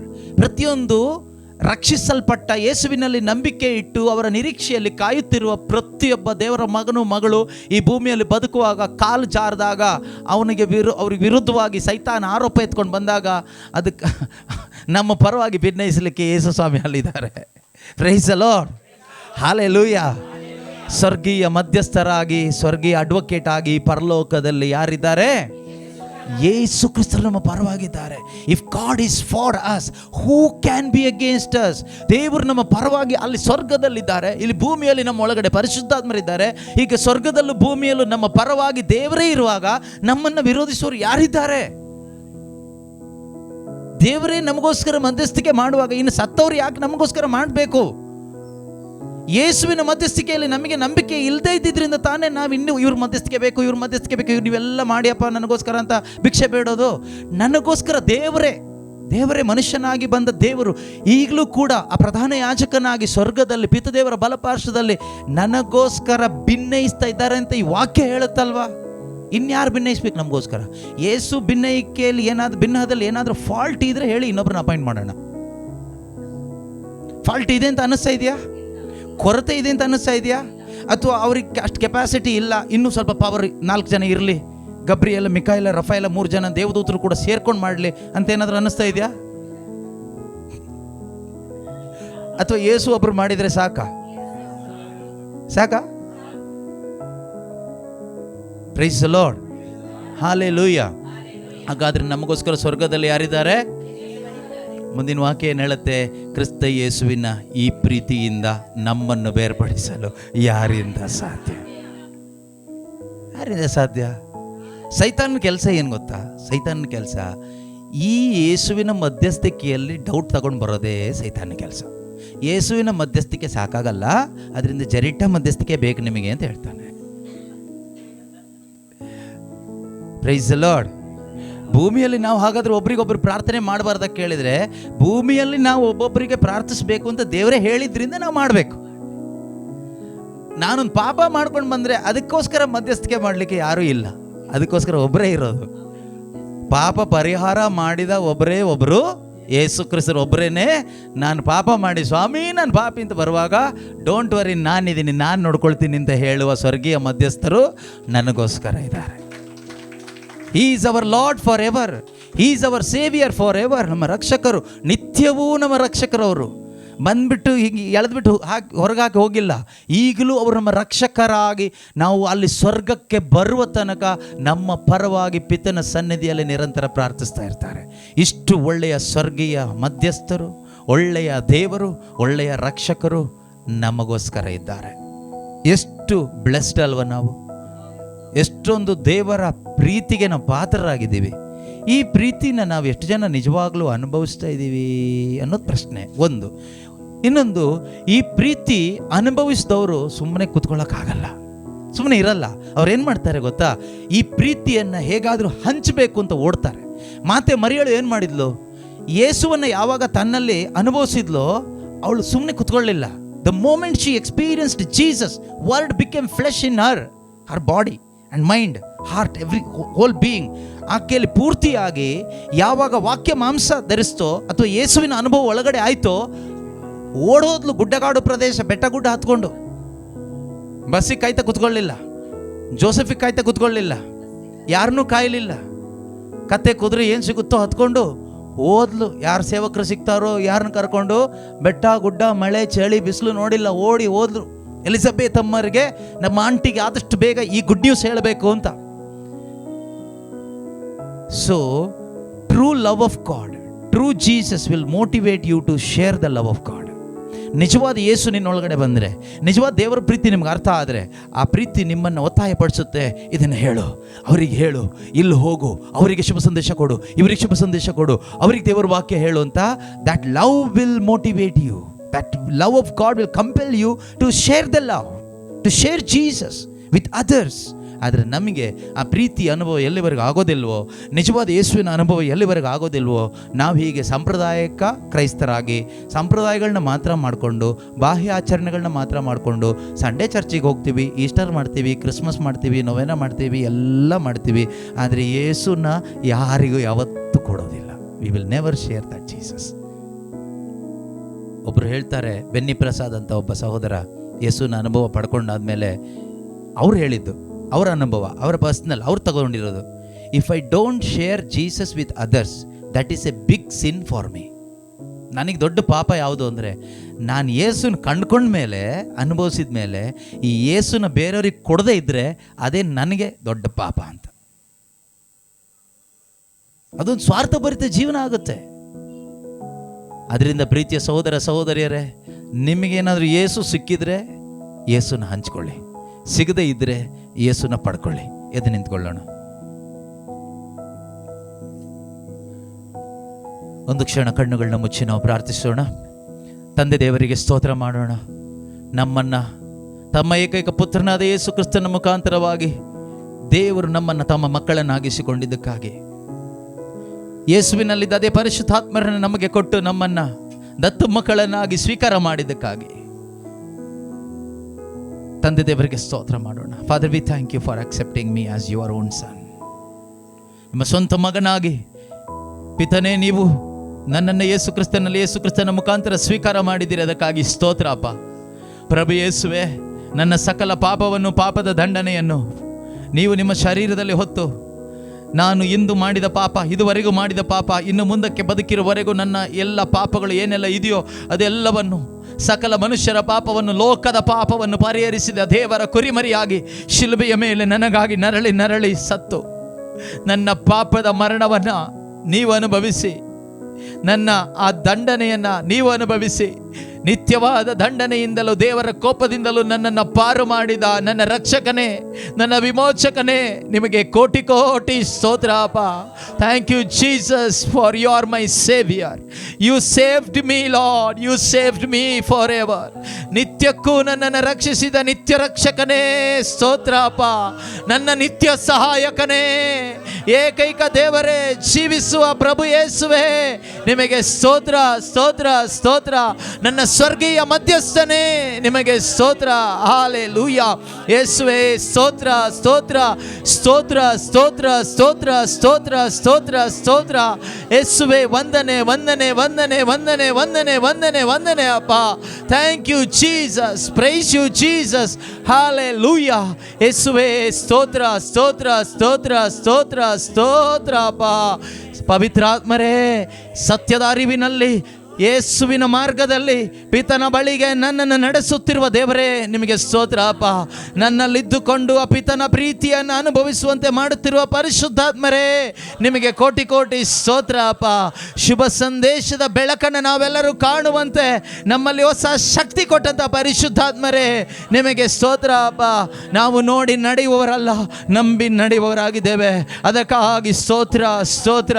ನಿಮ್ಮ ವಾಕ್ಯ ಸತ್ಯವಾಗಿದೆ ಅಪ್ಪ, ಅದಕ್ಕಾಗಿ ಸ್ತೋತ್ರ. Hallelujah. Thank you Jesus, praise you Lord. Hallelujah. ಮಾರ್ಗವು ಸತ್ಯವು ಜೀವವು ಆಗಿರುವ ಯೇಸುವೇ, ಸ್ತೋತ್ರ ಸ್ತೋತ್ರ. ನಿನ್ನ ಪ್ರಾಣವ ನೀಡಿ ನನ್ನನ್ನು ಬದುಕಿಸಿದೆ, ನಿಮಗೆ ಆರಾಧನೆ. ನಿನ್ನ ಪ್ರಾಣವ ನೀಡಿ ನನ್ನನ್ನು ಬದುಕಿಸಿದೆ, ನಿಮಗೆ ಆರಾಧನೆ. ನಿನ್ನ ರಕ್ತವ ಸುರಿಸಿ ರಕ್ಷಣೆಯ ನೀಡಿರುವೆ, ನಿಮಗೆ ಆರಾಧನೆ. ನಿನ್ನ ರಕ್ತವ ಸುರಿಸಿ ರಕ್ಷಣೆಯ ನೀಡಿರುವೆ, ನಿಮಗೆ ಆರಾಧನೆ. ನಿನ್ನ ಮಗನಾಗಿ ಮಾಡಿದೆ, ಅಧಿಕಾರವ ನೀಡಿದೆ. ನಿನ್ನ ಮಗನಾಗಿ ಮಾಡಿದೆ, ಅಧಿಕಾರವ ನೀಡಿದೆ. ನೀತಿವಂತನಾಗಿ ನನ್ನ ಮಾಡಿದ ದೇವನೇ, ನೀತಿವಂತನಾಗಿ ನನ್ನ ಮಾಡಿದ ದೇವನೇ. ಯೇಸುವೆ ಆರಾಧನೆ, ಯೇಸುವೆ ಆರಾಧನೆ, ಯೇಸುವೆ ಆರಾಧನೆ, ಯೇಸುವೆ ಆರಾಧನೆ. ಜೀವಾಂತ್ಯ ಕಾಲವೆಲ್ಲ ನಾ ಮಾಡುವೆ ಆರಾಧನೆ. ಜೀವಾಂತ್ಯ ಕಾಲವೆಲ್ಲ ನಾ ಮಾಡುವೆ ಆರಾಧನೆ. ನೀನೇ యేసయ్ಯ ನನ್ನ ಸ್ತುತಿಗೆ ಯೋಗ್ಯನು, ನಿನ್ನ ನಾಮಕ್ಕೆ ಯೋಗ್ಯವಾದ ಆರಾಧನೆ ಮಾಡುವೆನು. ನೀನೇ యేసయ్ಯ ನನ್ನ ಸ್ತುತಿಗೆ ಯೋಗ್ಯನು, ನಿನ್ನ ನಾಮಕ್ಕೆ ಯೋಗ್ಯವಾದ ಆರಾಧನೆ ಮಾಡುವೆನು. ಯೇಸುವೆ ಆರಾಧನೆ, ಯೇಸುವೆ ಯೇಸುವೆ ಆರಾಧನೆ, ಯೇಸುವೆ ಆರಾಧನೆ. ಪ್ರೀತಿಯ ಸಹೋದರ ಸಹೋದರಿಯರೇ, ಒಂದು ಕ್ಷಣ ನಾವು ಸಹೋದರಿ ಮಂಗಳ ಮೇರಿ ಅವರಿಗಾಗಿ, ಅವರ ಕುಟುಂಬದವರಿಗಾಗಿ ಮತ್ತು ಇಲ್ಲಿ ಈ ಪ್ರಾರ್ಥನೆ ಆರ್ಗನೈಸ್ ಮಾಡಿದವರೇ ಎಲ್ಲರಿಗಾಗಿ, ಅವರೊಂದಿಗೆ ನಿಂತು ಪ್ರೋತ್ಸಾಹಿಸಿ ಸಹಕರಿಸಿದ ಪ್ರತಿಯೊಬ್ಬರಿಗಾಗಿ ಒಂದು ಕ್ಷಣ ನಾವು ಪ್ರಾರ್ಥನೆ ಮಾಡೋಣ ಪ್ರಿಯರೇ. ಏಕೆಂದರೆ ಯೇಸುವಿನ ನಿಜವಾದ ಪ್ರೀತಿಯ ಅನುಭವ ಆಗದೆ ಈ ಒಂದು ರಿಸ್ಕನ್ನು ತೆಗೆದುಕೊಳ್ಳಲಿಕ್ಕೆ ಈ ಕುಟುಂಬದವರಿಗೆ ಆಗ್ತಾ ಇರಲಿಲ್ಲ. ಸತ್ಯದ ಅರಿವಿಲ್ಲದೆ ಇರಿಸಿ ತೆಗೆದುಕೊಳ್ಳಿಕ್ಕೆ ಆಗೋದಿಲ್ಲ.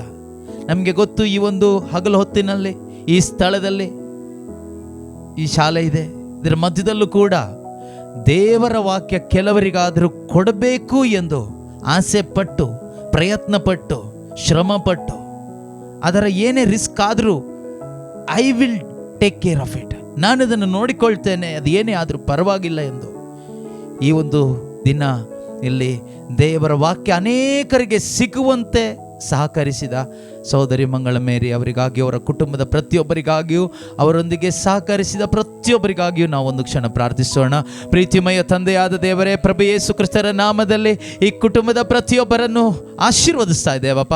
ಇವರ ಎಲ್ಲ ಅಗತ್ಯಗಳು ನಿಮ್ಮ ನಾಮದಲ್ಲಿ ಪೂರೈಕೆ ಆಗಲಿ, ನಿಮ್ಮ ಚಿತ್ತ ನೆರವೇರಲಿ ಅಪ್ಪ. ಈ ಕುಟುಂಬದಲ್ಲಿರುವ ಎಲ್ಲ ಕೊರತೆಗಳು ನೀಗಿ ಹೋಗಲಿ ಎಂದು ಪ್ರಾರ್ಥಿಸ್ತಾ ಇದ್ದೇವೆ. ಪಿತನೇ, ಕುಟುಂಬದಕ್ಕೆ ಬೇಕಾದ ಶಾಂತಿ, ಸಮಾಧಾನ, ಸಮೃದ್ಧಿಯಾಗಿ ತುಂಬಲ್ಪಡಲಿ. ಈ ಕುಟುಂಬದಲ್ಲಿ ಯೇಸುವಿನ ಮಹಿಮೆ ಕಾಣುವಂತೆ ಆಗಲಿ. ಈ ಕುಟುಂಬದ ಪ್ರತಿಯೊಬ್ಬರು ಸಾಕ್ಷಿಗಳಾಗಲಿ ಅಪ್ಪ. ಇನ್ನು ಹೆಚ್ಚಾಗಿ ಶುಭ ಸಂದೇಶ ಹಬ್ಬಿ ಹರಡುವಂತೆ ಆಗಲಿ ಅಪ್ಪ. ಅನೇಕ ಜನರು ಈ ಊರಿನಲ್ಲಿಯೂ, ಸುತ್ತಮುತ್ತಲಿರುವ ಹಳ್ಳಿಗಳಲ್ಲಿಯೂ, ಊರುಗಳಲ್ಲಿಯೂ ಅನೇಕರು ಯೇಸುವಿನ ಪ್ರೀತಿಯನ್ನು ಅನುಭವಿಸುವಂತೆ ಆಗಲಿ ಅಪ್ಪ. ಪಿತನೇ, ಇಲ್ಲಿ ಬಂದ ಪ್ರತಿಯೊಬ್ಬರು ಯೇಸು ನಾಮದಲ್ಲಿ ಪ್ರಭು ಯೇಸುವಿಗೆ ಸಾಕ್ಷಿಗಳಾಗುವಂತೆ ಆಗಲಿ ಅಪ್ಪ.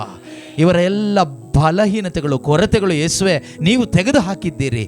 ನೀವು ಸಮೃದ್ಧಿಯನ್ನು ಕೊಟ್ಟಿದ್ದೀರಿ. ಆ ಸ್ವರ್ಗೀಯ ಸಮೃದ್ಧಿಯನ್ನು ಪ್ರತಿಯೊಬ್ಬರು ಅನುಭವಿಸುವಂತೆ ಆಗಲಿ ಅಪ್ಪ.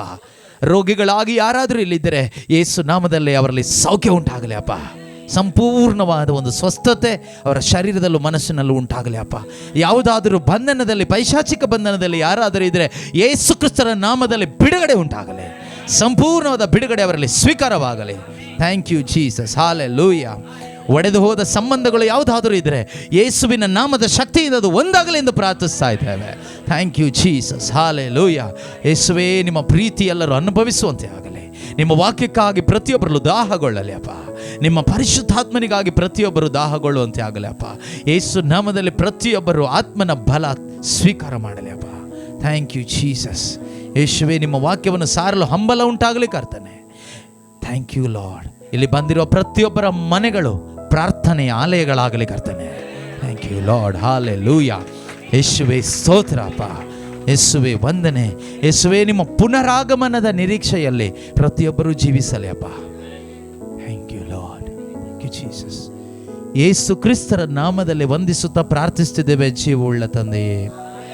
ಯೇಸು ಕ್ರಿಸ್ತರೇ ನಮ್ಮ ಪ್ರಭು, ಇಂದಿಗೂ ಎಂದೆಂದಿಗೂ ರಾಜ್ಯಭಾರವು, ಅಧಿಕಾರವು, ಮಹಿಮೆಯು ಸದಾ ಕಾಲಕ್ಕೂ ತ್ರೇಕ ದೇವರಿಗೆ ಮಾತ್ರ ಸಲ್ಲಲಿ.